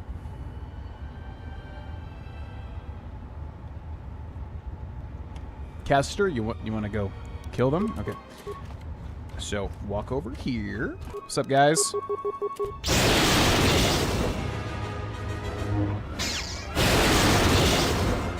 Adios. No loot? I am Yeah, sometimes it takes a while for these things to pop up. Okay, there may be more dudes that spawn, but I'm not going to care about that. We're not going to get that much out of it anyways. This door's magnetically sealed. Okay, I thought it was opened by Hanhar, though. Access all available escape routes. Yeah. Someone has activated the emergency escape tunnel. By doing so, it opened the door to the vent tunnels where you were trapped, letting you escape.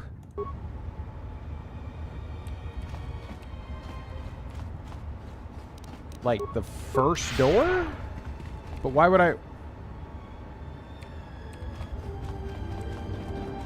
But then why would it spawn more guys in here? I'm confused. Why would we spawn like looking forward, huh? What does our quest say?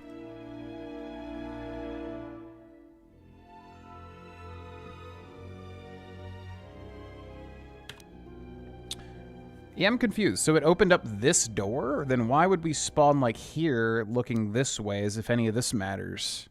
Because there's no other door here, huh? Beast pen. Okay. It's odd. Well, let's go back the way we came, if I'm understanding this correctly. Yeah, I was liking Nar Shaddaa until this whole section. If I was making the game, what I would do is kind of have the whole thing just being the people hunting you down, which maybe that still is. Yeah, they didn't do what I expected, because they had, like, Atten kill the twin Eclipse sisters or whatever. And then there's Hanhar and Mira. I would have just had the whole thing be, like, as you're exploring, you're getting hunted down by the bounty hunters, and you have to, like, kind of just go through a boss rush. I would have much preferred that instead of the viscous thing, personally. What? I am so confused, huh? What? Was there another door? What? Is there like another... Is it this? Vents. Okay. I was wondering what that was on the map, but I thought it was just saying we're in the vents down here. But I guess it is saying that. Yeah, I'm really confused. What did Hanhar open for us?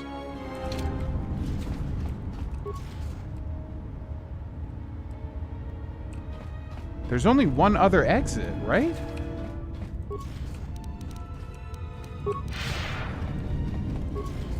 And it's that one, like, maximum security door. So I don't even know where we're supposed to go. Storage room. Storage room. Workbench. Vent control. Oh, is it the vent control? Maybe that's what it is? Bum, ba, ba, ba. Just sprinting on the wasteland for 2 minutes straight to stumble upon junk loot.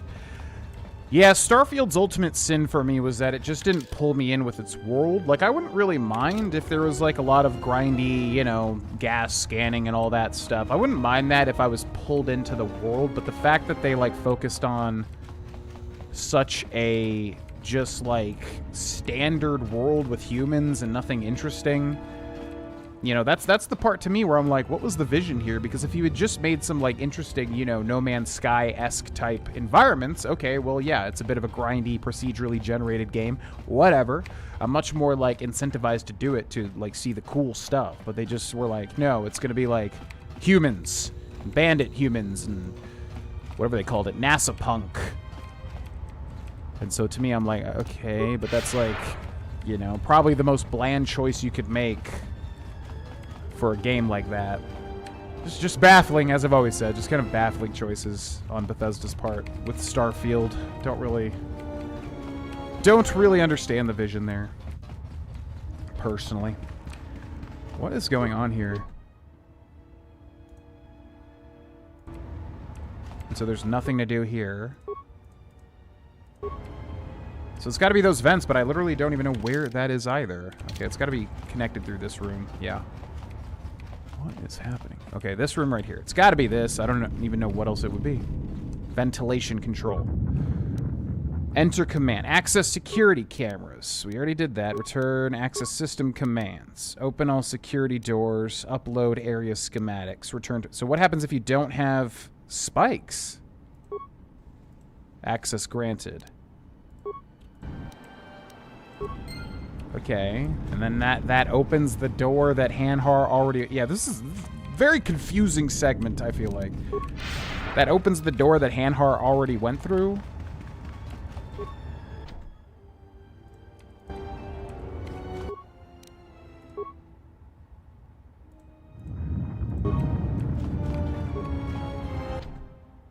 Bro, I am so confused. Huh?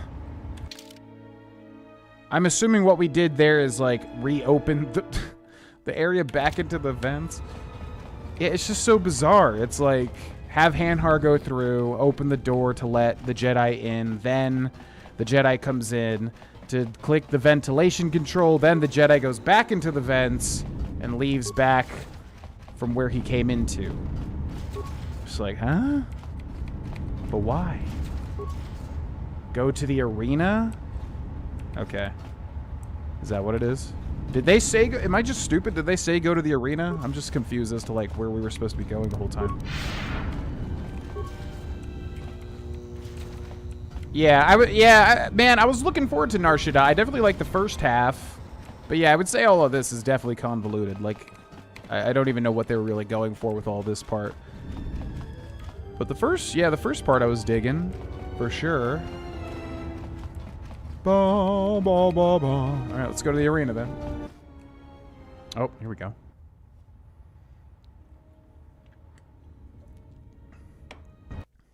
Did he say he was in the arena? Oh, he did say I'm going to the arena.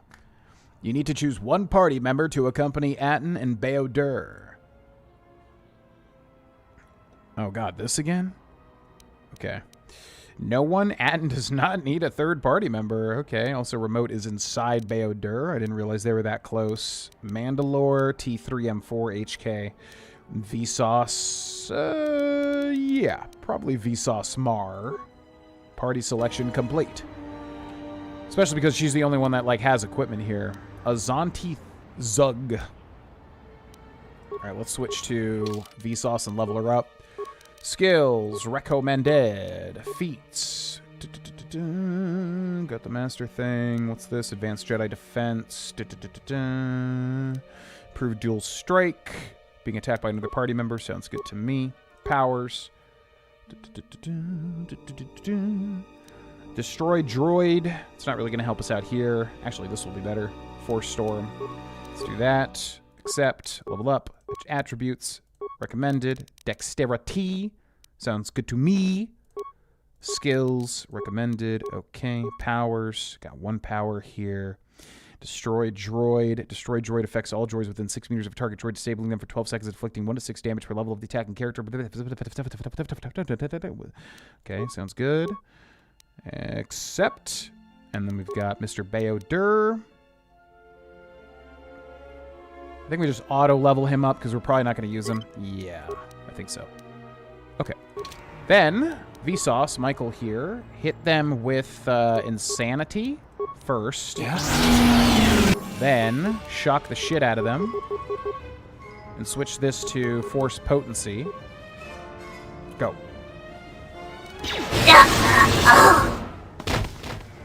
Hell yeah, Vsauce. Hell yeah. Great job. Advanced Med Pack. Chani Dueling Shield. Credits. So now we're just like rolling with this team here. Alright. Let's go save Kester, I guess. Is that what we're trying to do? Lost Jedi. Okay. I'm assuming we're just trying to link back up, or maybe... What happens if we try to go to the Ebon Hawk? Let's see. Are you excited about Fallout 5? Yeah, definitely. I mean, as with anything Bethesda's coming out with, I want to see what they've got cooking. You have to get into the Jek Tech before it's too late. Okay. As with anything Bethesda, you know, I want to see what they're doing before I can understand it, obviously. But yeah, of course. I mean, the Fallout games that really hit are amazing and a big part of my YouTube channel. Definitely excited for Fallout 5, but I want to see what's going on with it, what they're going to do with it.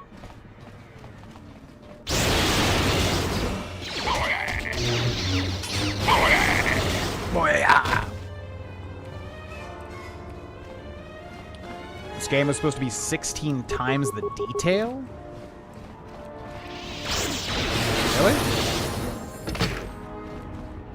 16 times the detail. Okay, Aton. Sneak attack 10. Recommended. We're not really going to use Aton. Wow. What a level up. The honor is mine. Gand. Oh, we're out of force power already, damn. Oh, God. Terrible time to be out of force power. Okay. Oh, just got enough. Nice.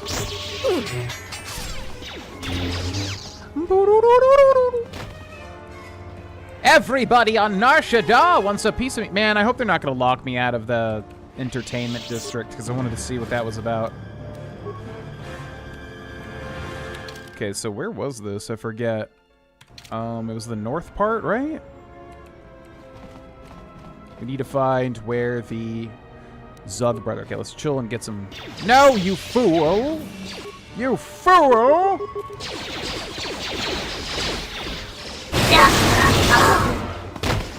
God, it's crazy how strong being a Sith is, man.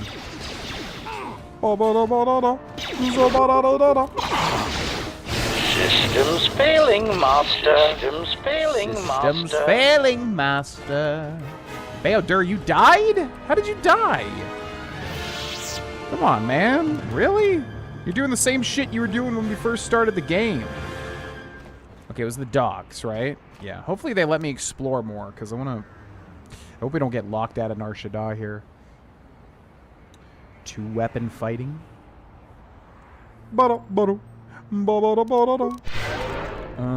Let's do... Isn't there a way to restore Force Channel? Force damage, FP... So if I have this, I get my regen faster, right? Then I can heal them. Chill here for a second.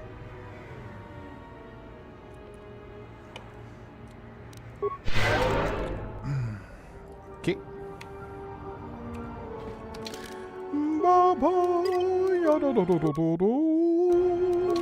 Let's go. What just happened there? Huh? Back to Kester? Yeah, I gotta say, I think this section of the game, it's a bit confusing. There's so many, like, switches of perspectives happening. You finally arrived, both much sooner, yet much later than I'd hoped. Okay. You're the one who wanted to see me, so what did you want? I'm not looking for trouble. I was hoping for a civilized discussion. Get to the point. Stop wasting my time. I'm here to kill you, Viscus. Based on your actions alone, I take it you're not familiar with the organization I serve, or my responsibilities. I run the refugee sector. I decide what happens here. I control the flows and currents of this sector. So cool. As if I care. You have caused a great deal of trouble in the exchange here on Nar Shaddaa, and I wish to know why. You don't get to know. I mean, if I was literally Kester Vin, I would literally just...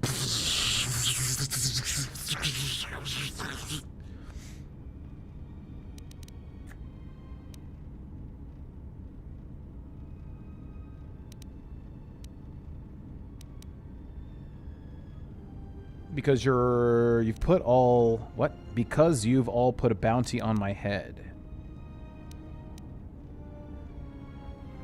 After putting a price on my head, prepare to die. Oh, you mistake me. I was not the one who put the original bounty on you. We all have our masters, you know. My soon-to-be deceased boss, Goto, is the one who placed the monumental sum of credits upon your head. Your price is so high that any bounty hunter who captures you would be able to buy their own planet. You must have angered Goto greatly for him to hunt you so. That is why you are the perfect mate, and why I will bring you to Goto, then kill him.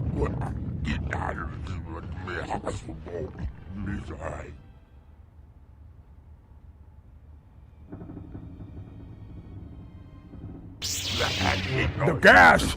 It isn't... You... Yeah, I mean, I would have been fine on, like... I order you all, attack the Jedi! I would have been fine in, like, multiple different avenues. Oh. You all, attack the Jedi! You all, you never truly worked for me. While the Jedi remains on Nar Shaddaa, my eyes shall watch him. Goto, I didn't. I wasn't. Please take the Jedi.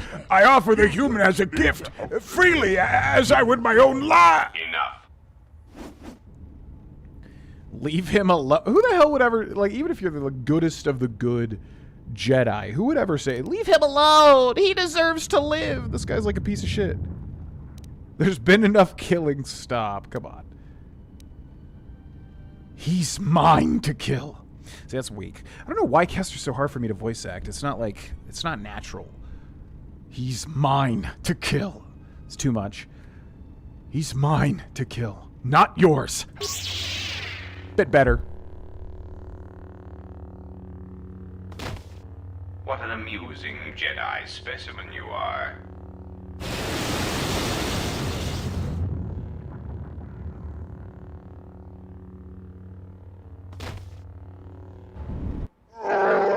No! Viscous dead! The Jedi! Something. And this tunnel is sealed. There is no way back into the Jekdektar. Jekdektar. That means Goto has the G. I thought I smelled a human waiting like a coward at the end of the escape tunnel. Were you waiting for Viscous, human? If so, you are too late! But not too late to die.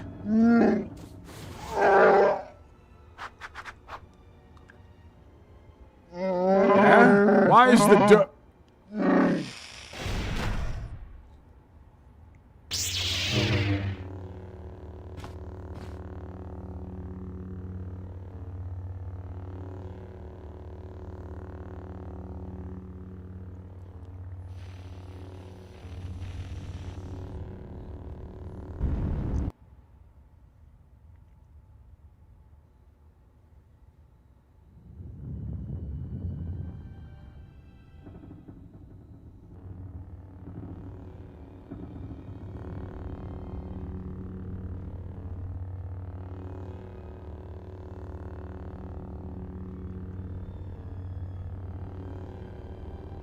Awaken, beast.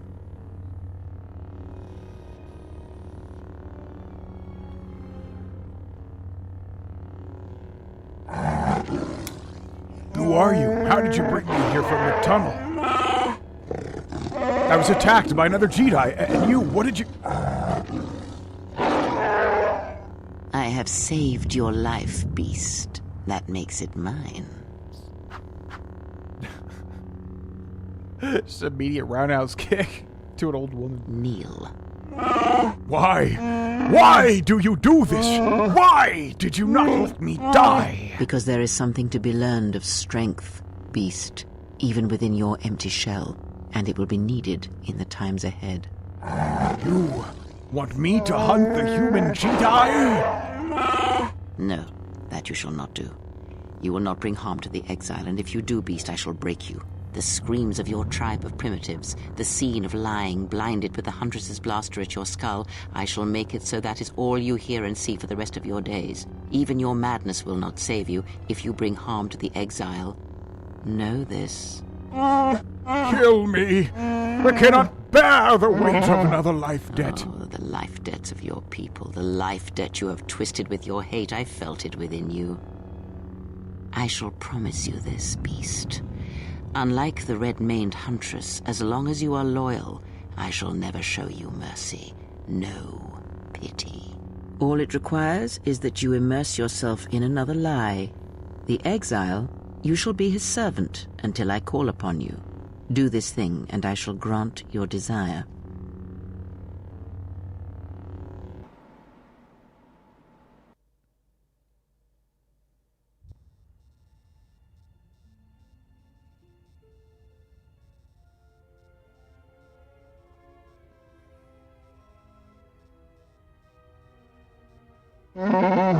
I must speak with you. Your Jedi leader has been captured.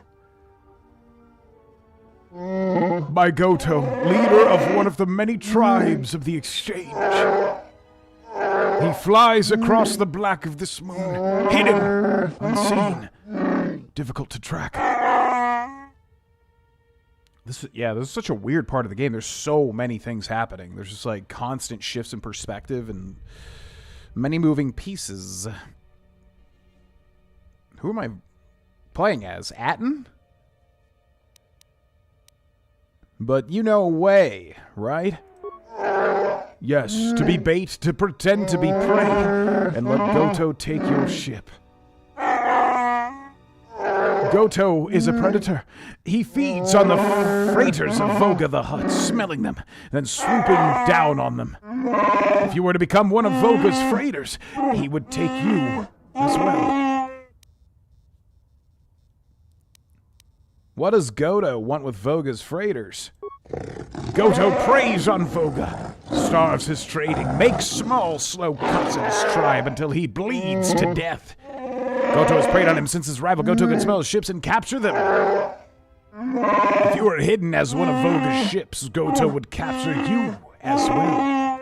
And then once you're inside the ship, you devour him from within.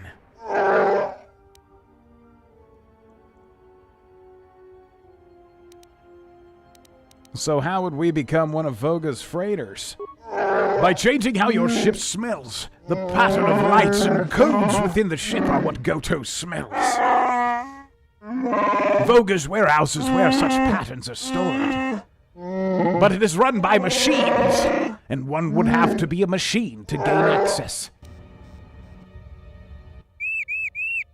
I have a new droid for Voga, 2,000 credits!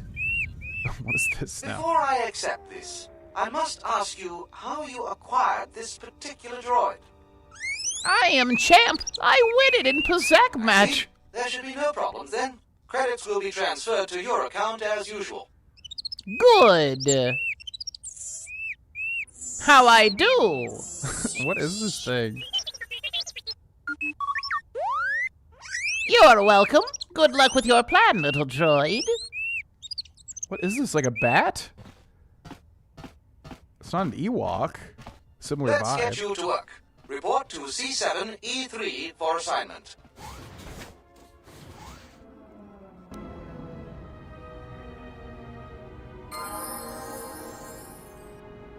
Oh my god, yeah. It definitely, like, screams restored content, because that's what's confusing about this game, is, like, I don't even know what's going on. There's so many things happening in this particular part of the game. Everything else was pretty much, like, you know, well-paced and stuff. And then you get to this whole viscous section, and then there are just so many shifts. I don't know what is and is not restored content. Like, it almost feels too ambitious, like they wanted to do some big thing here, but, like, there's just so many things going on. It's, like, hard to keep track of it all. But okay, now we're T3, and we are in the warehouse. So let's auto-level up. I ain't about to level up T3. No offense, little guy.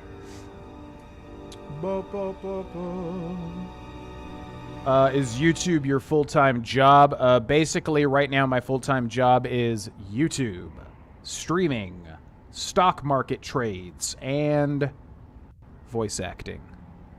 A combination of all of those 4 things. But more or less, yeah. I mean, YouTube and streaming, videos and streaming have been my full-time job.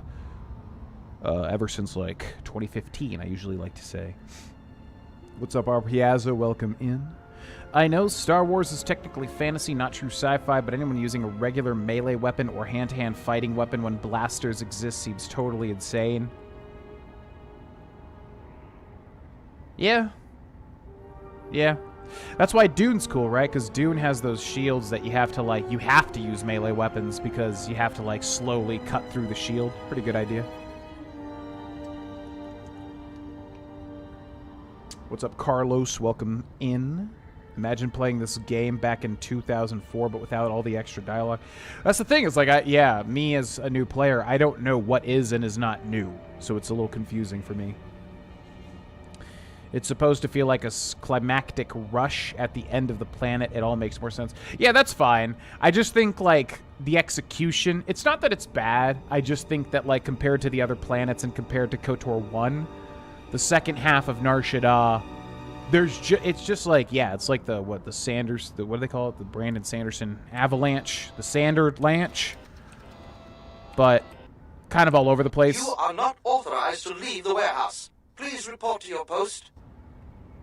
I think specifically what it was is like trying to escape the labyrinth and then constantly like switching to Hanhar, and then having Hanhar like unlock doors, and then you're unlocking the same doors as your main character. It was just really confusing. I was like, what am I? I'm trying to like get in there and then have Hanhar get in there, do the thing, and then me come in there, do the thing, and then go back. It was like just so confusing. Like I didn't know what was going on. I honestly think it would be better if they just cut out the Hanhar parts and just have you play as Kester, but like maybe Hanhar is talking to you on some sort of walkie-talkie or whatever. That probably would have been better, I think.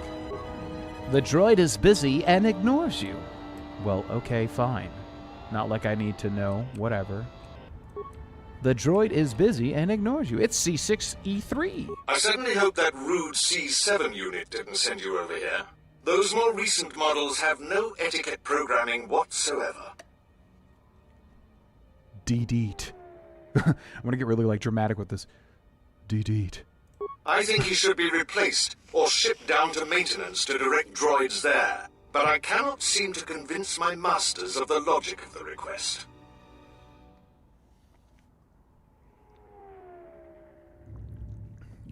Vreet. Deet. Oh, I wouldn't go that far, despite what others would say. A number designation for a C7 unit means far more than an integer increase. Deet. Some droids undergo radical changes with each generation. Each numeric jump in sequence can have wide-ranging changes in functionality and temperament. But then, you are a new model yourself. I wouldn't expect you to understand how it feels. Now, was there something I could help you with? Deet. I see. Well, good day to you then. Good day to you too, sir. Zoopity-ba-doo-ba-doo. Zyson Shah Warrior Armor. The droid is busy and ignores you. The droid is busy and ignores you. Can I get to this? Seems like that's a thing, maybe. Let's try to see if we can get on over to the other side and get that little metal container. I know there's something inside. Yes, there is. Current events. By the way, we're streaming every single Monday, Wednesday, Friday at 2 p.m. Eastern Time. KOTOR 2 is the main playthrough. However, every now and then we might switch it up, especially on Fridays. I was wanting to do that today, but I couldn't really land on a game that was like easy enough to get in, get out without taking attention away from KOTOR 2. But every single Monday, Wednesday, Friday, 2 p.m. Eastern Time on youtube.com/Grohlvana and also twitch.tv/Grohlvana. Feel free to choose whichever platform you wish to watch. Make sure to hit the follow button on Twitch and the subscribe button on YouTube if you haven't already. That's pretty neat. All the cool kids are doing it in this day and age. I am sorry, but only authorized cargo droids are allowed into the warehouse. I cannot permit you to enter due to the sensitive cargo. Bereed. Deet. No. In fact, I do not have you on my list of Codin's acquisitions. How did you get in here? Deet. Reed. I see. Well, I have no current use for you. I'll assign you to C6E3. He needs the help to make up for his inferior programming. Persuade/lie? This is actually pretty funny. I wonder if this is restored content. Deet.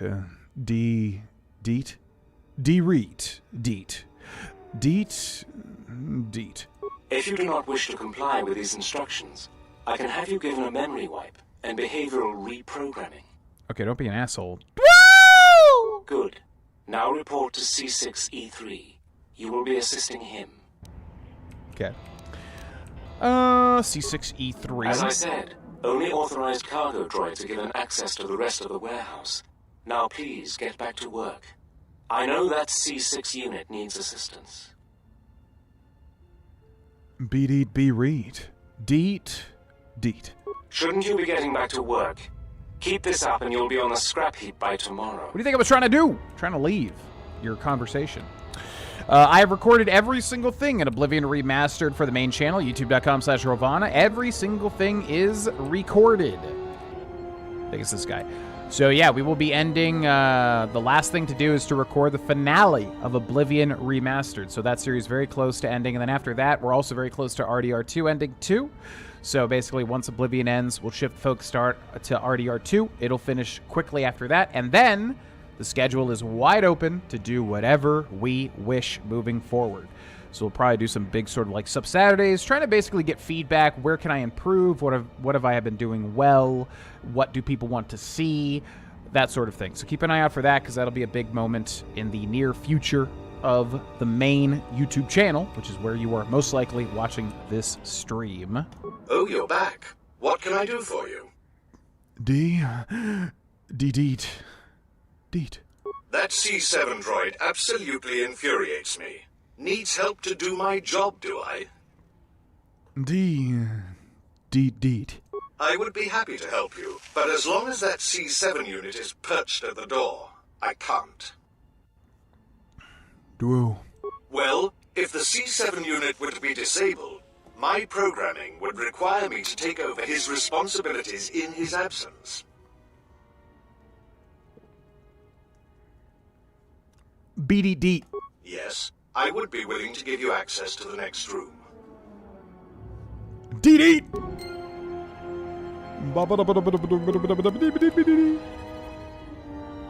Okay, so am I just supposed to disable this guy now? Patreon channel still Claire Obscure Expedition 33 and Baldur's Gate 3. Baldur's Gate 3 very close to ending. Claire Obscure Expedition 33. We're a good ways in, but obviously that'll be the main playthrough, so we got a ways to go.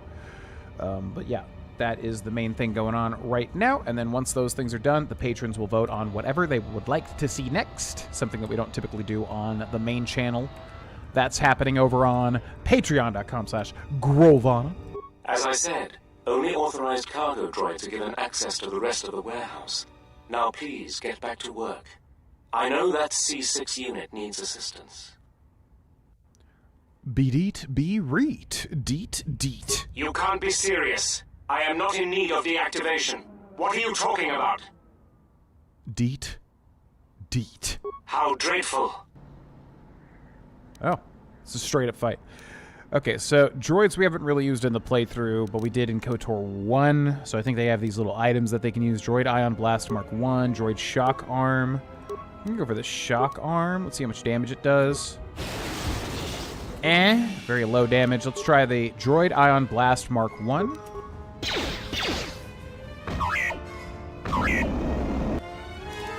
It's alright. I guess we'll load him up with that. Looks like we're beating him in this fight. Boo-wee!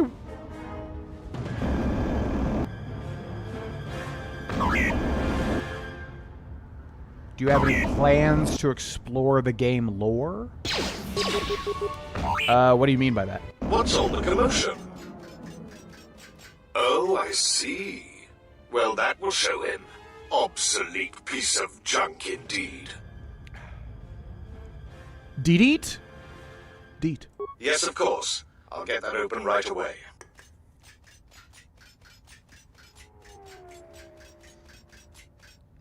Just a moment. There. Deet. You're welcome. Thank you. Okay. Can I loot this guy? Oh. Oh, no. Okay. We were paused there for a second. Remains we can actually loot. Droid Bio Assault Spray.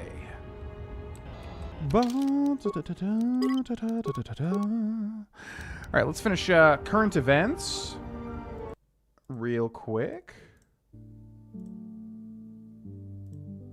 Anything else? So yeah, for streaming, as I said, we'll basically go through until KOTOR. I originally said a month. As usual, I really underestimated how long KOTOR 2 would take to beat. But these days, it's much easier to just enjoy my time with the game as opposed to being like, we have to beat this thing by this time. Who cares? It doesn't matter. As long as we're enjoying our time with the game, you know, that's all that really matters. So basically, yeah, that's what we're doing with streaming is once KOTOR 2 is done, making the choice to either continue streaming or stopping streaming and then putting the focus onto the voice acting. As I said, having a lot of fun with streaming. It's much more relaxed. I think my big issue with streams in the past was basically putting too much pressure on myself to always be on, constantly be on all of the time. which burns you out really quick. I think just being myself and enjoying whatever we're doing, being in the moment, which meditation has helped quite a bit with that, is obviously the much healthier path and has really been helping me out to just enjoy streams a lot more than being so stressed all the time in the past during the height of the streams. So yeah, that's what we'll be doing. Anything else? I don't think so. So that's basically it. Yep, to recap, Monday, Wednesday, Friday, 2 p.m. Eastern Time is when streams are live. YouTube.com/Grohlvana and Twitch.tv/Grohlvana. Until KOTOR 2 is defeated, at which point we will choose whether or not to make streaming a full-time thing again like it was in the past, or to call it quits, walk away for good, and do voice acting. Which so far, like I said, I've definitely been enjoying streaming more so than I would have expected, to be honest with you, given the ups and downs of the old days of the stream. And then Oblivion Remastered, RDR2, very close to finishing. Keep an eye out for some sort of sub-Saturdays or something on the main channel where we'll ask people, what do they want to see, feedback, and then whatever we do after that will hopefully be the best thing that I've ever done in terms of YouTube content. I feel like I've got the energy for it currently. Join the Discord. Oh yeah, that's what I was gonna say. That was one thing I wanted to do. So, yeah, one thing I've been thinking about, as I mentioned on the last stream, was I'm thinking about doing some sort of, like, on-screen thing. You know, if people drop a sub-bomb, if people drop 2 sub-bombs, whatever, we'll do a thing. The cats are here. I have the beds. I can put them in here and try to maybe get a cat cam. So we could do kitty treats, karaoke, voice acting even, and then, what was the other thing? There's one other thing. Oh yeah, like bicep curls. Do like a quick workout thing. So what I'd like from you, if anyone is interested, I'm going to put the Discord link in the YouTube chat and also in the Twitch chat. So feel free to join the Discord if you have not joined the Discord.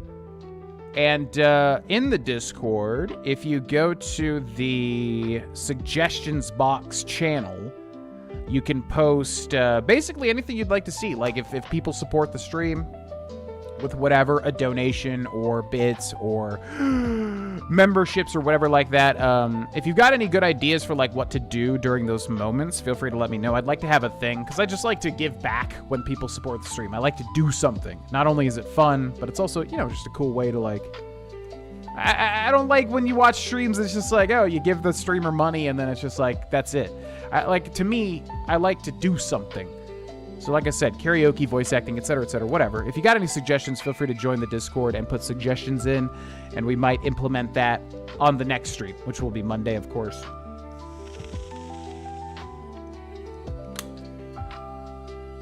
I think that's everything. Yeah, check out the Patreon as usual. Good stuff over there. Follow the socials, at Grohlvana, if you wish. I think that's everything. So let's catch up with the chat, and then I'm going to go grab another beer, and we'll get back into the video game.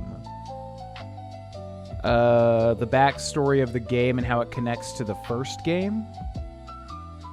Well, I mean, I'm playing the game. We've played KOTOR 1. We have a full playthrough of it, so I mean... I'm basically playing both to try to see how they interconnect. I don't know what you mean by, like, exploring. Do you mean, like, reading books or something? What do you mean by exploring the lore? I'm glad Ghost Ninja is RDR2, R2D2's cousin. Now that you'd have to ask Matt Pat. I cannot tell you. All right, I'll be right back, folks. Thanks for watching.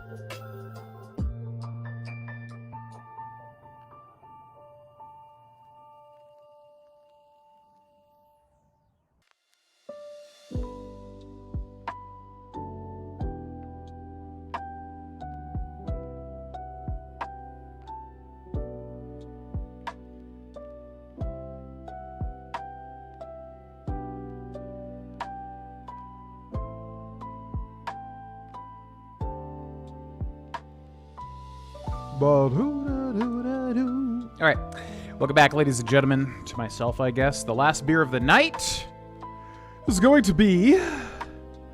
Oh, this one's higher than I thought it was. I thought this was a lower one. Sierra Nevada Oktoberfest Fest Bier. German brewery collaboration.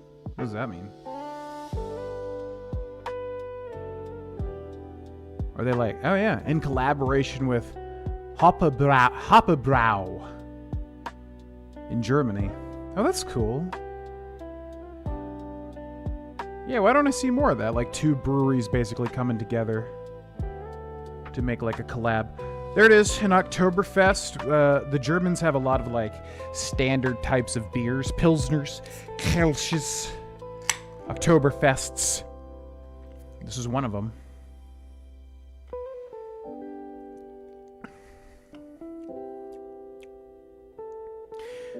Yeah, quite tasty. Yeah, I don't really know exactly what like differentiates an Oktoberfest. That's a bit of a blind spot in my beer knowledge.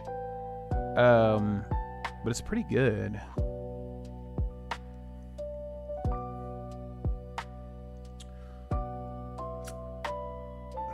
How would you even describe it? It's just like a typical like ale or lager, but it's almost like a pale ale. Yeah, how do I even describe that? It's tough to describe. Bum, bum, bum, bum, bum. Yeah, it's almost got like a bit of a pale ale hoppiness to it, but way more laid back than a pale ale. Pale ale has a good amount of like hoppy flavor to it, not as much as an IPA, obviously. But it's almost got like a layer of that, but not nearly as much, if that makes sense. The droid is busy and ignores you. Okay. Communications droid. I'm sorry, but I am terribly busy. Unless you are here to help me with the repairs, please let me get on with my work. Deet. I am trying to repair our communications relay. It must be running in time for the next set of transmissions. Deet. Daily transmissions are made of the docking schedules, in addition to the work records for the warehouse. Deet? Dreep?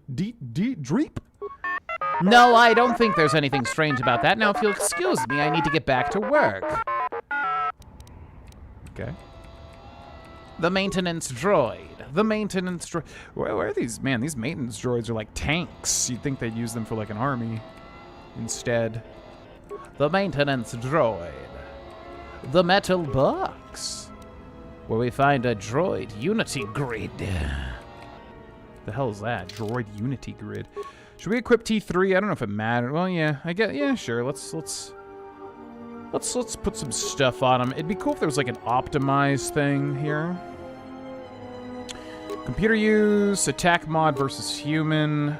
Computer use, security, repair, defense bonus 2, dex 1. Computer use, reflex 2, dex 2. How do you regen a droid? Let's just give him the dex 2. That's pretty good. Droid upgrade class 3, attack mod 2, defense bonus 1. Good enough for me. That's pretty good. Demolitions 4, 3 versus human, computer use, security, repair bonus, defense bonus dex. Let's give him the dex. Toxin emitter, plasma thrower. Let's give him the plasma thrower just because that sounds cool. Defense bonus 5. Defense bonus 6. Sure. Why not? Bio assault spray, poisoned virulent, carbonite projector. Oh, that thing was really good, at least at the start of the game.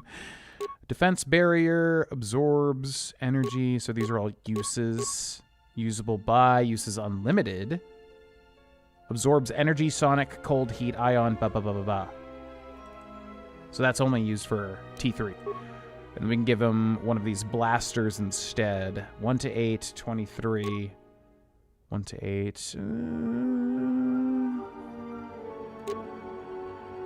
Just give him that. Okay. Buffed.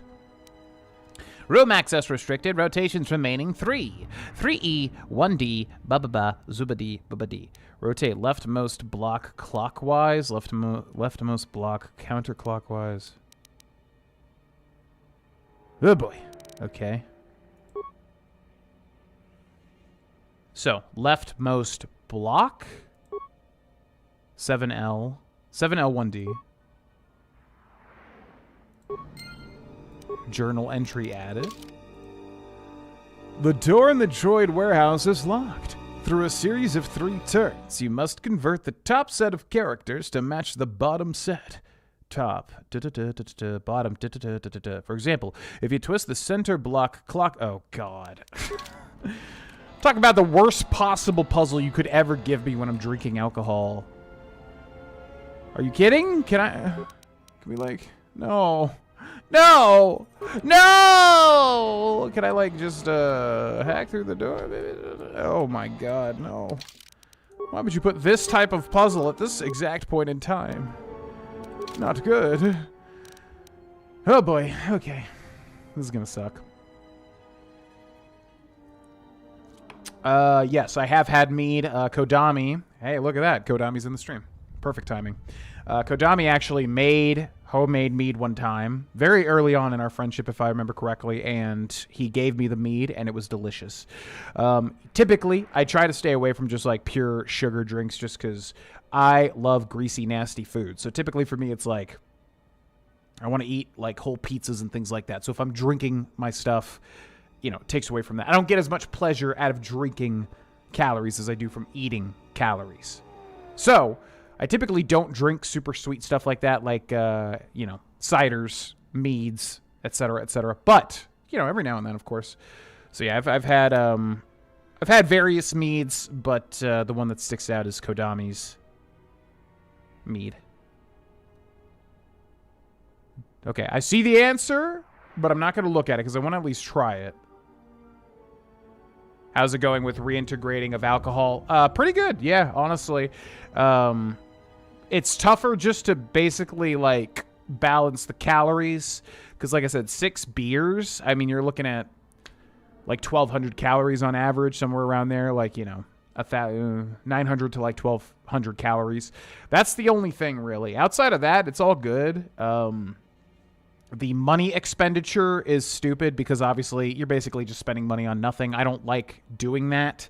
I like being smart with money. These days at least. So yeah, buying, like, you know, having a drinking stream or whatever, it's fun, it's worth it, but to me, I'm like, I still know it's kind of like a stupid money expenditure, if that makes sense. And the only other thing is the calories. Outside of that, it's been pretty good. Yeah, originally I was a little scared of it. I was like, okay, let's go back the other way, but then now I'm like, I think the main thing is you have to just let go of being a perfectionist about everything, including just enjoying a drink every now and then. You know what I mean? Like, being a perfectionist really just messes you up in so many different areas. You get too obsessed about maximizing efficiency and everything, blah, blah, blah. Meaning, even with alcohol, you can't just, like, you know, it's okay if you just moderate it and have, you know, a bit of moderation, which is tough for a perfectionist. It's something I've always struggled with. But currently, anything in that area has been much more healthy for me. Because, like I said, I think meditation has really let me let go of the perfectionism quite a bit, which feels so nice.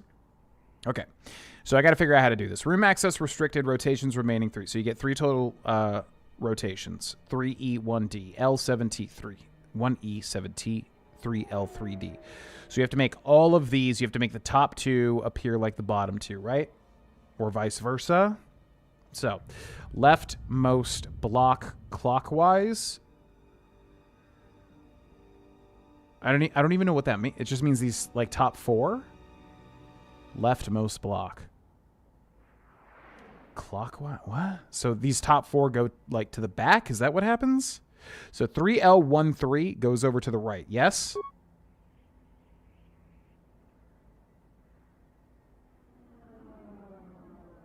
Oh, 3L13. Oh, wait. Oh, so it's just the top that we're rotating? Okay, hold on. 3L13. So it's just, okay, leftmost center block.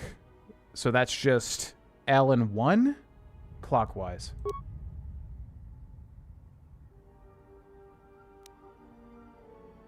Okay, so it's only the top. Okay, that makes it a lot easier. I thought we were manipulating both. Okay. So, 3E1D L7T3. Okay, so leftmost block, center block. Yo, thanks for the sub on YouTube. Rightmost block, counterclockwise.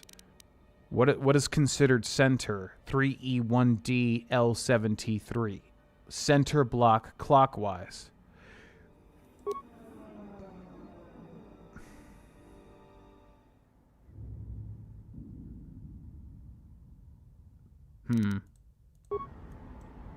Yeah, I'm confused as to what a block is, because, I mean, there's obviously, you know, 1, 2, 3, 4.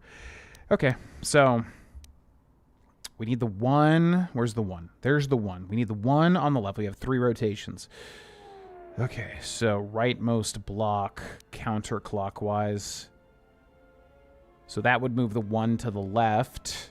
But what's the, I don't, like, there's 2 middles. That's what's weird about this.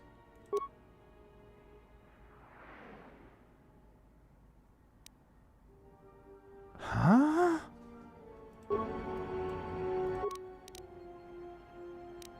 What is a block? I understand this is probably just like a Rubik's Cube, like, visualized. I get that. But I don't...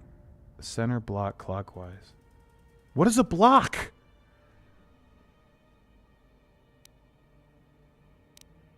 Leftmost. 3L. E7. 3L. E7. Okay, reset it. 3L E7. So it all goes up this way, right? 3L. Okay, just tell me. This is like literally the worst thing. This is the worst type of puzzle that ever could have just dropped right now at this moment in time. Literally the worst. So, sure. The bottom 2 if you guys know, just feel free to drop it. This is like I would totally try to figure it out, but this is probably the worst. Legitimately the worst puzzle you could ever give me right now. Middle counter. Left counter, right clock. Okay, middle.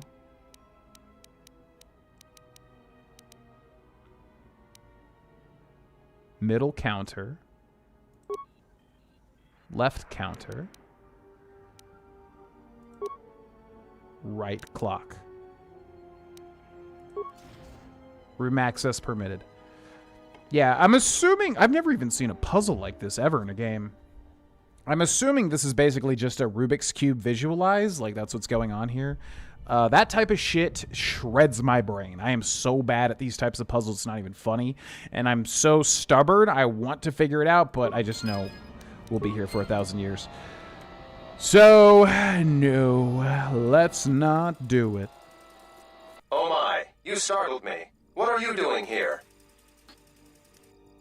Thanks, Kodami. Oh, I thought you said beats. I thought you were gonna say beat mead. Enjoying what it has to offer while you're here. Obviously, there's a lot of caveats with that. Well, yeah. One thing that I've gravitated towards is everything in moderation, and you're usually probably fine, ultimately. Deet. I monitor the transponder codes of all ships leaving the docks, then transmit departure information for any of Vaga the Hutt's freighters. Okay. Deet? The information is sent to a remote computer system. Deet. Oh, I see. In that case, I will upload the transponder codes to you. And here's the blank transponder card you need. Deet. You're welcome. Now, if you'll excuse me, I must go back to monitoring the traffic. It is important that relevant departure information is relayed as quickly as possible. Appreciate it, man. You've been very helpful. Thank you. Droid battle upgrade, deflector Mark III, droid energized armor Mark I. Man, I really like that they made the droids kind of different in KOTOR 1 and 2. You know, they have all, like, their equipment is different. Like, that's a really smart way to do it. I just wish, like, HK obviously is a great companion. T3 is too, but I don't know. I feel like with the droids, you have to have, like, something interesting. This is literally just a droid. And I love this droid, but, like, I want to use the droid, but I need it to be, like, a really interesting, like, oh, it's like a cyborg thing or something like that. I don't know, like General Grievous, for instance. Yeah, if there was a companion like General Grievous, okay, I would totally use a droid. Nothing against T3. I like T3 a lot. Okay. Uploading them to an unknown source. Who are you? You're not supposed to be here.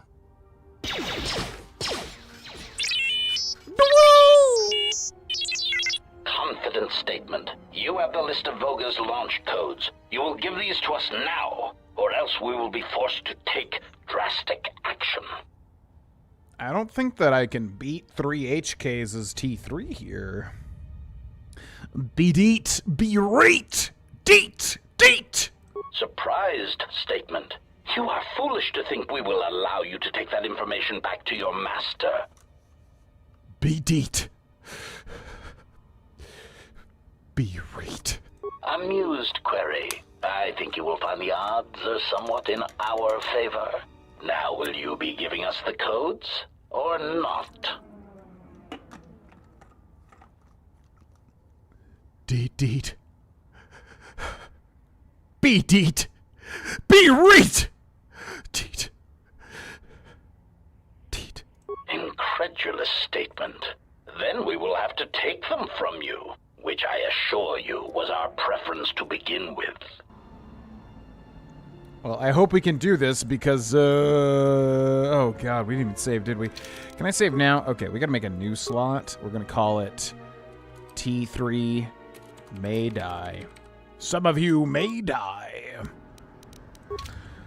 Alright, what do we got? Attack, droid carbonite projector, droid plasma thrower, and a whole bunch of grenades. So let's see, is this guy in the back fighting me too? Let's see what the carbonite projector can do. I feel like he's just gonna die. How are we gonna beat this? Okay. Plasma thrower. Let's do the plasma thrower on this guy.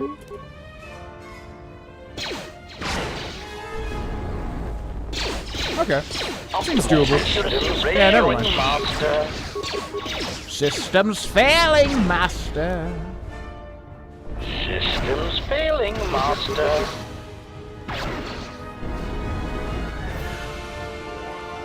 Systems failing, master. Who's helping me back here? There's like a shot coming from back here, no? Systems failing, master. Okay, what do we got? Loot the HK. Droid Unity Grid and HK Chassis. Droid Unity Grid. Droid Unity Grid and Droid Defense Barrier. Okay, bye. Wee. Have I opened this? Yes. What's up, guys? Yeah, no big deal. I'm like the coolest freaking droid ever. No big deal. I'm just like the coolest. What do you think? B5, D8?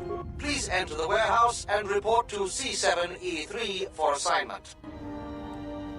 We're still doing that? Wait, where are you going? You are not authorized to leave the warehouse. Still?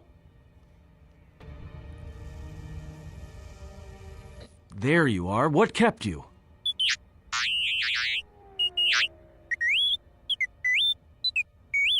Yeah, I know there's droids in the warehouse. So what?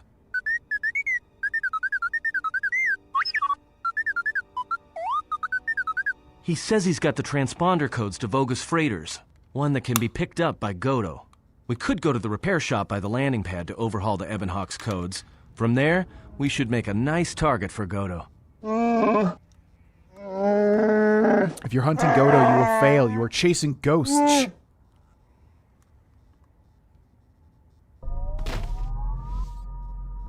I will accompany you. Help you. Yeah, right. You're the one who wanted to sell him to Godo in the first place. I will not rest until your Jedi is found. Upon this, I swear. Achievement unlocked: the walking carpet. Recruit Hanhar. There it is. Hanhar has joined the party. He has Wookiee toughness and can enter Wookiee rages, increasing his high strength. Well, that's weird. So was all the Hanhar stuff cut content? Because, like, we know this from playing as him before. You are very sure they came in here? Yeah, I'll go in and find out, but pay me my credits first.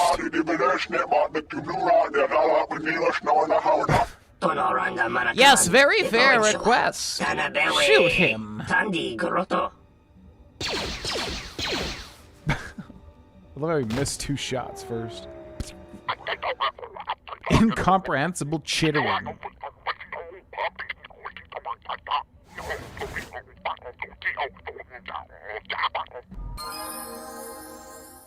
Oh, the Gand. You don't get no respect. You just don't get no respect. Experience points received 1,300. Oh, the Gand. I wish I could take a gander at your beautiful face behind that mask. Oh. Oh, Gand immediately. Wait, can I pause? Hold on. No. Hold on. Okay. Well, time to kill you all now.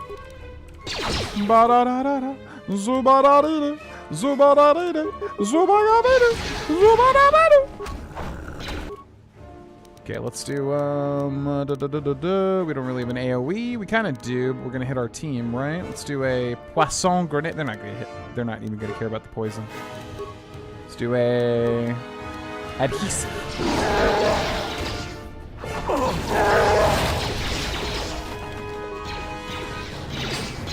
Get him, Hanhar! Oh, God. The adhesive was a bad choice. Let's do a... is it this one? Is this the best one? Construction kit? I think it is. Wait, what?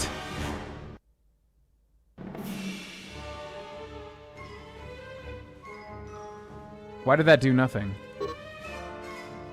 Huh? 2 times users, 3 times users. Everyone down! Oh, it did. It just didn't show it.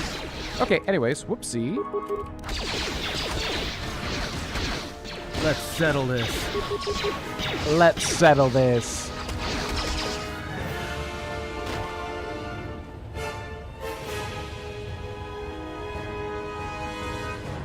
Yeah, for real, man. Bao-Dur, man. Oof. Is Bao-Dur, like, legitimately the worst companion, combat-wise in the game? Like, what? I mean, obviously, I guess we could just give him whatever setup, and he's not going to be as bad, but...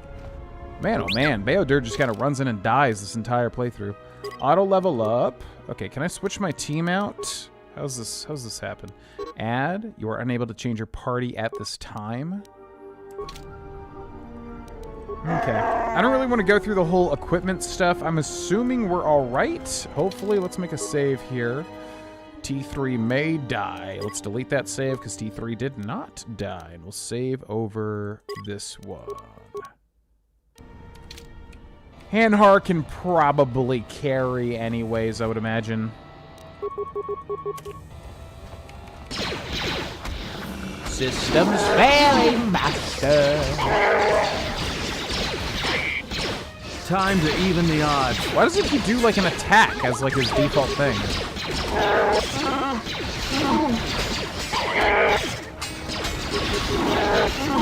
Systems failing, master.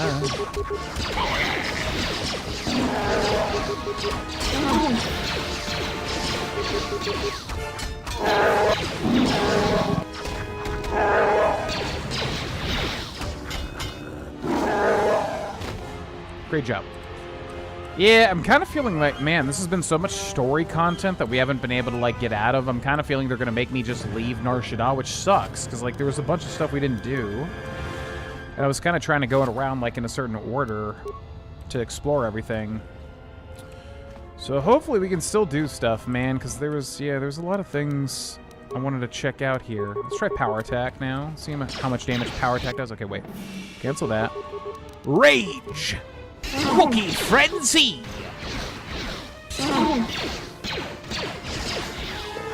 Whoa! Big damage. More where that came from. Great job, everybody. You're doing great, guys. You're doing great. Time to even the odds. Oh! Oh! Time to take you down to size. Great job, y'all. All right, let's pause. Get our health back. Take a second. Take a second.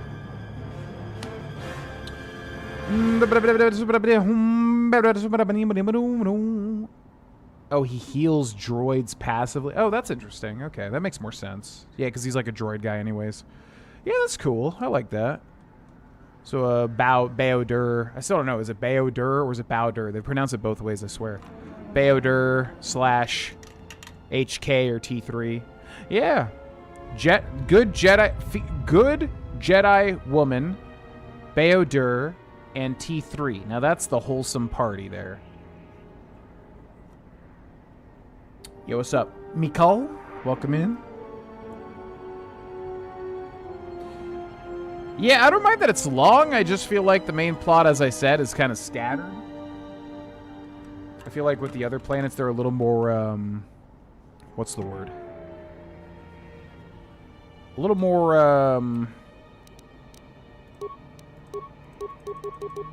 you know, balanced in terms of, like, progression, I guess.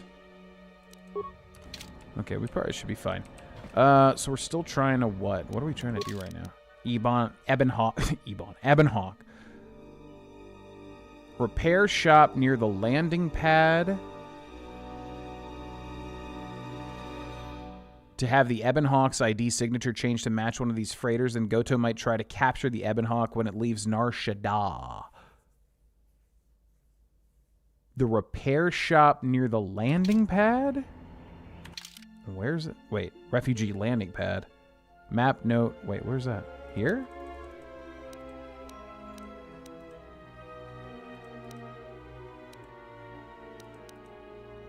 Oh, but we started here. Oh, okay, I see. I see what we're trying to do. Okay. I was going to say, why do we even come this way then?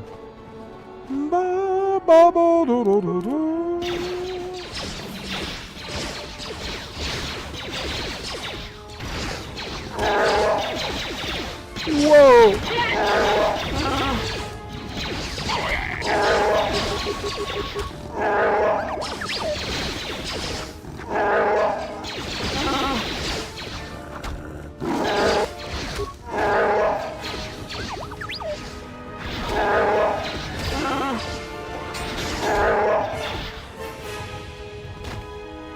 Great job, everybody. You really did it. Scanned what?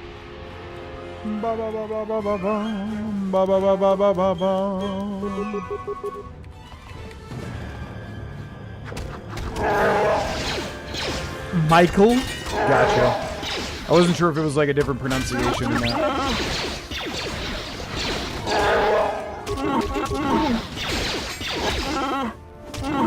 More where that came from.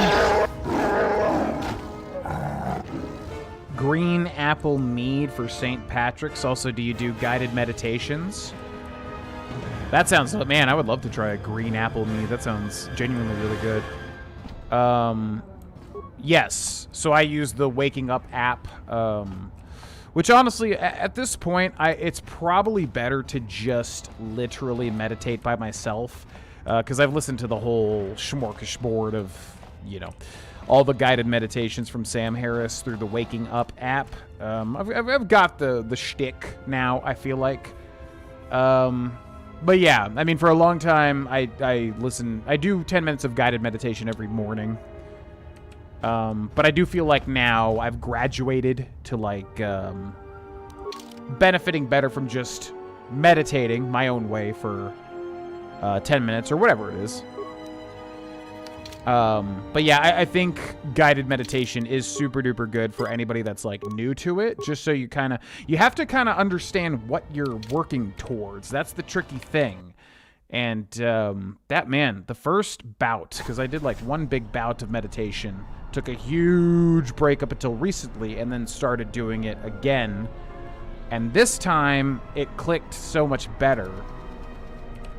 And I feel like guided meditation is super duper duper helpful for, like, kind of trying to understand what you're really doing. So, yeah, it helped out a lot with that. I feel like where I'm at now, though, is, like, I really should just do it myself, because you kind of know what you're doing, and the chatter can only kind of, like, distract you a bit now. But you do have to go through that stuff for a certain amount of time before you really kind of get it, if that makes sense. So, yeah. Okay, let's do... Got a whole bunch of zoogs. It's a whole bunch of zoogs. I'm going to go ahead and pop... What do you guys have? Blasters. Yeah, pop that. Pop the rage.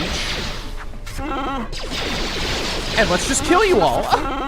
Everyone down.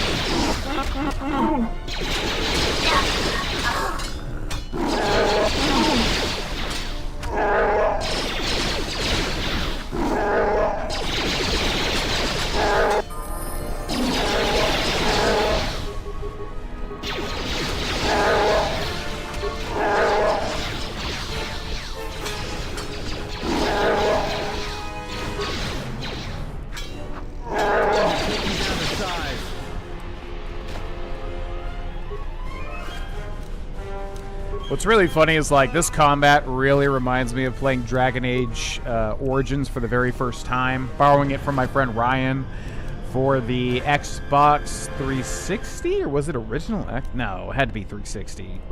Yes, definitely 360. Yeah, borrowing Dragon Age Origins, which he loved, and we both became friends through the love of Oblivion, funnily enough, back in high school. We were in the same French class, and I think somehow Oblivion came up, and we became friends through that love of that game. And so then he, like, was super duper duper into Dragon Age Origins when that came out, and he gave it to me to play, to borrow. And I, like, tried the combat, and I just remember being like, this is so awful. What the hell is happening here? Because I really didn't get that it was, like, That's the thing, is, like, I didn't understand that it was, like, D&D. I didn't get that it was, like, turn-based, round-based combat. So I was playing through this, like, you know, used to action games, like Oblivion even, like, you know, just hitting things. And I was like, what the hell is this? It's so awful. And I, like, gave it back to him, and I remember just having some sort of talk with him where I was like, what even, how could you like that? It was so bad. And then, like, you know, later on realizing, oh, okay, so, you know, it's D&D, like KOTOR. It's D&D style turn-based combat. I get it. So, yeah, it's so funny, because it's the same thing with this. It's like, you want to just hit the thing, but you got to, like, cue the action first. When activated, Master Power Attack increases the melee damage by 12, but attacks are made with a penalty of -3 to hit. Additionally, the critical multiplier is increased by 1. If a critical hit would normally double damage, it would triple damage when Master Power Attack is used. Whoa, I forgot about that. Finally, on a critical hit, the target is knocked back unless they make a Fortitude save of DC of the attacking character's level, plus twice the attacking character's strength mod. Used to quickly dispatch groups of easy-to-hit opponents. Yeah, let's do that. And then T3, we're going to auto level up. No offense, little guy. I just don't want to do a whole bunch of level up stuff this whole game. Stream. Now, we're trying to get back to the landing hangar, right?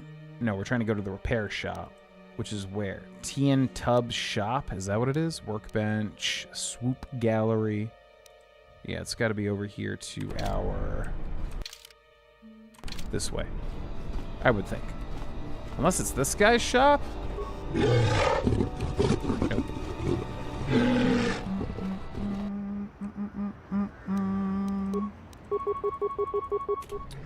Are all 10 minutes quality for you? Do you go straight into it or ease into it with any technique?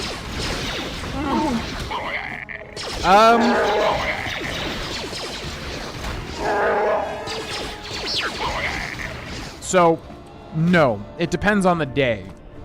Some days I am highly distracted. Some days I have so much going on I can't really devote the full time to I always do the 10 minutes, but what I'm saying is, like, sometimes, you know, you're just too distracted, and that's a part of it. You have to understand, like, you know, again, as a perfectionist, it's like you always want to just make everything perfect, but it's letting go of that. It's like, okay, today I have this energy or this time or this attention span to work with, and I'm going to make the best that I can with it. That's kind of like the key right then and there. That was huge for me. Huge to understand, you know? So to answer your question, I always do 10 minutes at least. And then after that, like, I can kind of tell, right? Like, if I'm highly distracted, my brain's racing a mile a minute, there's so much going on, major events have happened, you know, I'm learning the stock market stuff, right? So, like, if major things are happening with the stock market and my investments and things like that, it's going to be harder to get into the moment because there's going to be so many things racing through your head. And I know this, and when I sit down to do it, I know that. But as you practice more and more and more meditation, you get much better at, like, kind of like getting into the zone immediately. You know you're sitting there, you're letting go of your ego, yourself, the duality, yada yada, however you want to quantify it, and you're just feeling your body, you're feeling your breath, you're feeling everything. You're just sitting here and you're just like letting it go. And as you practice meditation, it gets easier and easier and easier to do that. So even if there is a day where there's so much stuff going on in your head and you're like super duper distracted and all that sort of thing, it becomes easier over time to just let it go and immediately meditate. Now, the true goal is to have that apply to your entire life, because as Sam Harris says a whole bunch of times, it's like, meditation is not just when you sit to meditate. The idea is to obviously implement that to every second of every day. And that was the true eye-opener. Like, when I figured, like, because everybody that, like, wants to meditate, you just do it. You do it for the 10 minutes and you move on and you forget about it. Really what it is like doing it so long that it becomes second nature. Whatever you're doing at any point in life, you know, to just integrate it. And it takes kind of practice at it, and it takes doing it very consistently and over a long period of time. But slowly, your brain will naturally change to, like, do it. And it's amazing, because then you're just so much more calm.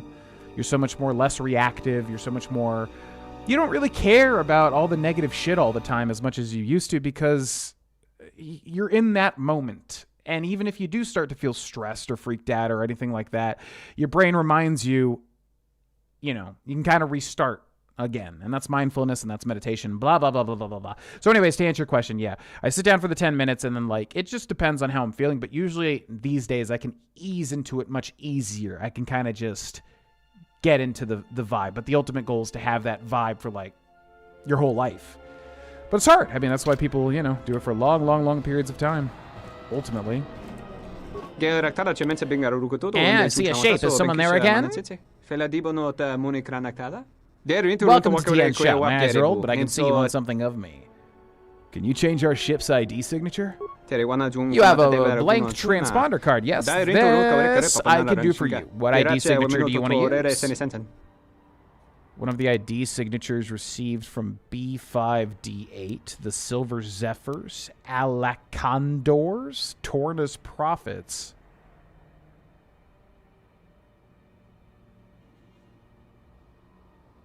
Oh, shit. Okay. This is what I was wondering, because, yeah, we did that little weird quest to, like, set the priorities of the thing. So I almost feel like what this is, like, if we choose the correct answer out of one of these 3, we get, like, a bonus. Does anybody in the chat remember what the highest priority was? I cannot remember. We did this, like, little quest thing, but I don't remember, like, what the correct answer was. Does anybody know what the best choice is here? Because, yeah, I don't remember. Anybody know?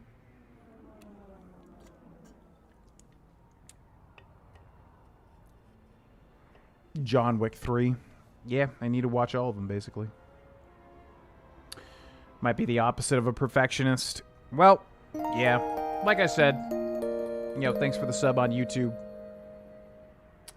Like I said, being a perfectionist is nice because, you put a lot of effort into things. You want to... Which ID code to use KOTOR to... You want to... You put effort into things, right? You're like... You don't want to be a tryhard, but at the same time, you want to, like, be confident. You want to put a lot of effort into stuff and feel like you're really giving it your all and all that sort of thing. But, yeah, the difference is you have to know when to call it. You have to know when to be happy with the effort that you've put in, or at least, I don't know, let things go. So... That was, like I said, that was just a big thing for me to understand.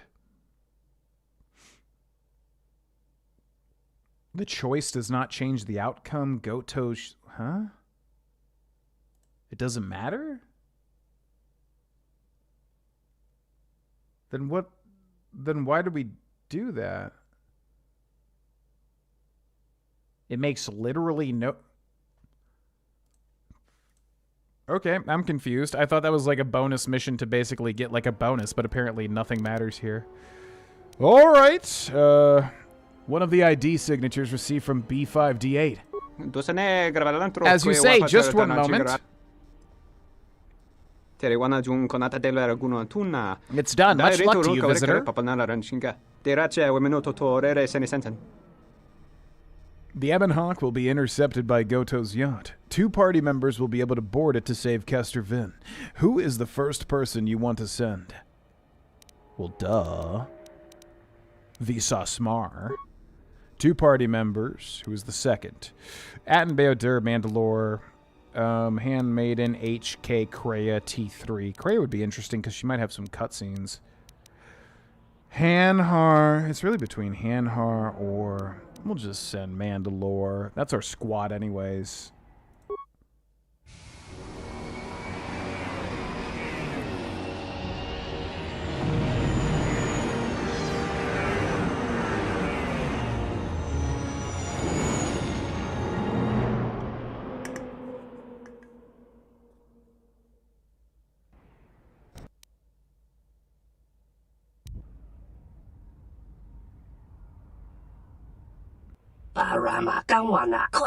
They are fleeing. Running. No, they are going to rescue their leader, brother from Goto. That means they have a way to reach him.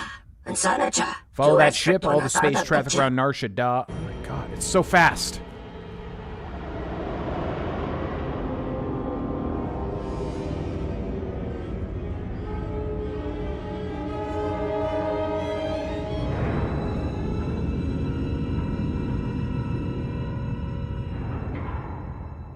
I wonder if there was ever a Lego set for the Ebon Hawk. That'd be cool.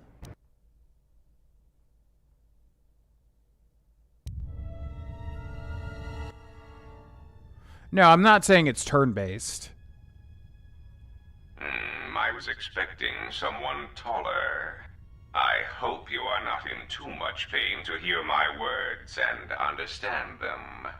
I am Goto, one of the officials representing a percentage of non-sanctioned trading here in both the YouTube system and Republic space. And I had a question for you. Are you a Jedi? Yeah, I'm not saying Dragon Age Origins was turn-based like a JRPG. I'm just saying that it's D&D rules. You're doing things in like rounds of combat, basically. As a kid in high school, I didn't understand that. I was like, I thought, I was used to like action games, something FPSs, things where like you just do the thing and the thing happens. In Dragon Age Origins and KOTOR, you have to like cue the thing and then wait for it to happen. Yeah, I was just saying, like, an Ebon Hawk would be a great idea for, like, a Lego set, you know? No. I turned from the Jedi long ago. Indeed. That is unfortunate. Still, perhaps you have some value. I have gone to considerable expense and effort to bring you here. It is because I have a job for you.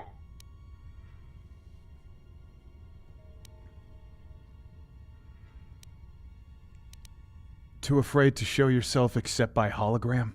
Afraid? No. It is simply difficult to be in so many places at once. Holotechnology is currently the most effective and convenient way to communicate my commands over vast distances. At least until Aerotech develops the new holotransceiver within 2 standard months, but by then it will simply be too late. There is something important to me I need protected. The Republic. It is broken.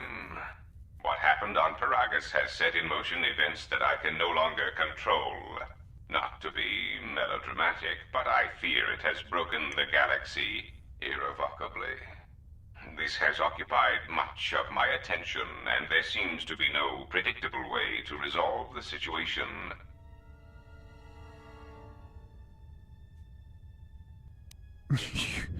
You have to be joking.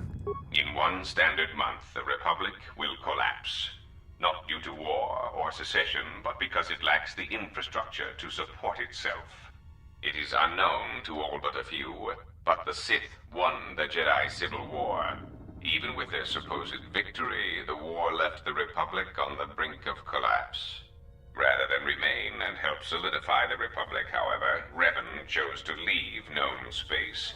A frustrating turn of events, as a rallying figurehead could have done much to restore order.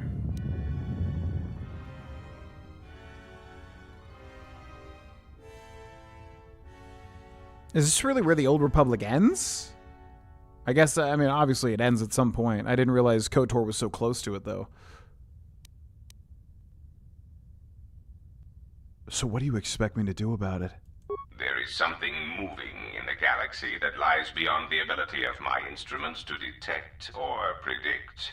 I believe it to be a legacy of the Sith, but I have been unable to determine the source. Whatever this presence is, it is staging strikes at key figures throughout the Republic, and through some unknown means, it is causing the destruction of worlds. Kotor, a Miraluka world in the Mid-Rim, was one such place. I have reason to suspect there was a gathering of Jedi on that world when it was rendered lifeless. I cannot find any pattern in these attacks, and it is a source of frustration to me. There is some clue, however, that perhaps the Jedi are linked to these attacks, or that the targets are significant in some way I have yet to discover. Okay, whoever mentioned that things would make sense near the end of the plot here. Yeah, you're correct. I didn't realize it was... I thought it was just going to be a typical, like, I'm Goto, the evil head of the exchange, and I'm going to kill you, blah, blah, blah, blah. I didn't realize it was going to build into, like, the bigger plot. So this is definitely much more interesting than I was expecting. Can't find a pattern. The Jedi are linked to the attacks, or that the targets are significant in some way I have yet to discover.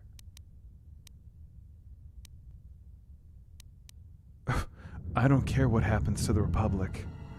Let it fall to the Sith. You misunderstand me. I do not wish to stop the Sith any more than I wish to stop the Jedi. It is simply important to me that the infighting amongst these Jedi religious branches be resolved so the galaxy may be put back together. I do not care which one triumphs. I only want the universe to settle down for a while, catch its breath. All these constant crises are getting somewhat repetitive.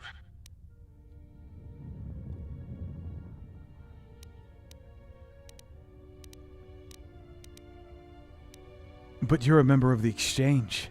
Why does it matter? You could say I am something of a patriot. Although I was unable to serve during the troubles with the Mandalorians or against the aggressors known as Malak and Revan, I am able and willing to serve now. The problem is I can find no side to choose. Both are hidden from me, as they seem to be hiding from each other. Irritating. It is like a Dejaric board, where neither player can see the other, nor see all the pieces. It is not a fair game, an equitable game.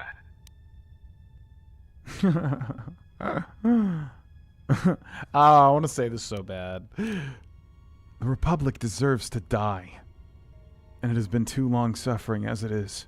If you care nothing for the Republic, perhaps finding the source of these Sith and resolving the situation would be to our mutual benefit. There is no margin for error when I say that these Sith seek to murder you and all Jedi everywhere. They have been quite deficient. And when they dispose of you, there will be nothing left to stop them, and the galaxy will fall under their influence.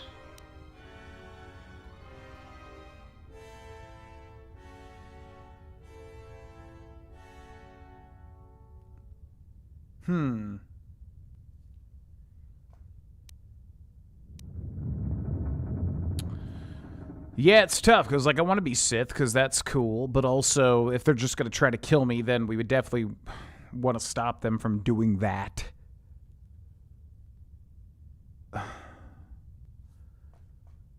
But he wants us to restore the Republic. I have no intention of stopping the Sith. You misunderstand. I merely wished the situation resolved. If the Sith are the more capable of both parties, then it is only logical that they fill the vacuum the Jedi and the Senate cannot. I am a businessman. The Republic needs stability to survive, prosper, and grow. Whether it is led by the Sith or supported by the Jedi is of no consequence to me. Oh, interesting. Okay. It's kind of like Palpatine. Wait! Man, no. Because these games are way earlier. I always get the timeline confused. Because the Palpatine shit is not the Old Republic. It's just like the Republic. Yeah. Because I was like, whoa, hold on. What if like that installs Palpatine? But no. Much earlier than that, right? What is that alarm? That'll sound. Is something wrong? Maybe you should pay attention to troubles on your own ship. It is the proximity alarm. We are under attack. Somehow your allies have found you. Unexpected. You will remain here under guard. I must see to the defense of my ship. Announcement. We seek to make Goto aware of our services, allowing us to facilitate communication and terminate hostilities in the galaxy. If that means blowing up planets, slaughtering entire species, or allying ourselves with the Sith, then that is the logical choice. Our predecessor would never understand our directives. He was slow, weak, and his vocabulary was prone to static.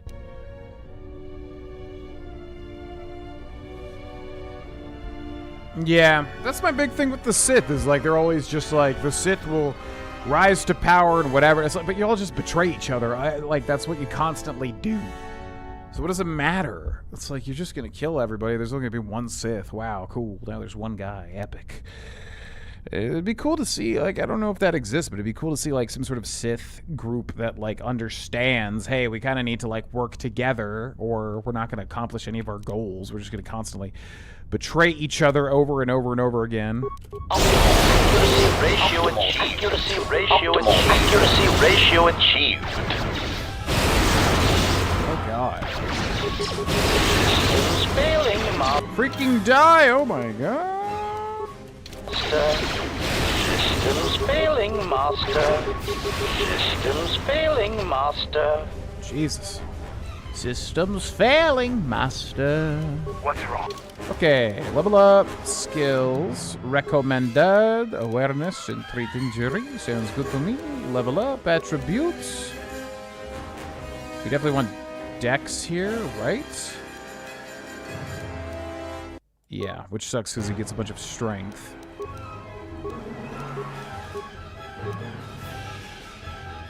Master Rapid Shine. Okay, cool. How may I serve? Alright, that's a good place as any to stop for today, ladies and gentlemen. Come on. Okay. Yeah, we will end here for the day. Yeah, as I said, yeah, it was getting kind of convoluted with Nar Shaddaa, and I was like, man, I like the earlier planets better than this, even though I like the first half of Nar Shaddaa quite a bit. But I didn't realize it would lead to such an interesting plot point with Goto, so that's cool. I thought it was just going to be a typical, you know, I'm the villain of Nar Shaddaa, and you'll do what I want, blah, blah, blah, and we just kill him, you know. So, interesting little bit of a plot twist, kind of, there. Not really a plot twist, but, you know, bit of a plot different direction. Rule of Two happened after this period, but even now, don't they just kind of, I mean, we literally saw a cutscene where they were just killing each other. SWTOR is like that. Oh, that's cool. Okay. All right, ladies and gentlemen, we will end this stream here. Thanks for watching. Like I said, Monday, Wednesday, Friday, 2 p.m. Eastern Time is when we are streaming KOTOR 2. May switch to a different game this coming Friday because I wanted to do that today. I just couldn't think of a good game to jump in and then jump out and get back to KOTOR 2 on Monday. So yeah, Monday, Wednesday, Friday, 2 p.m. Eastern Time. Check out the Patreon if you got $1 or if you're already a patron. Bunch of good stuff over there. Patreon.com/Grohlvana. At Grohlvana for all other social media type stuff. Yeah, Oblivion Remastered and RDR2 very close to finishing, and then we'll do something entirely different, and I want to make it a chunky good thing. So keep an eye out for some sort of like sub Saturdays, basically asking for feedback, that sort of thing. Thanks so much for watching. I'll see you Monday. Have a great weekend. Bye.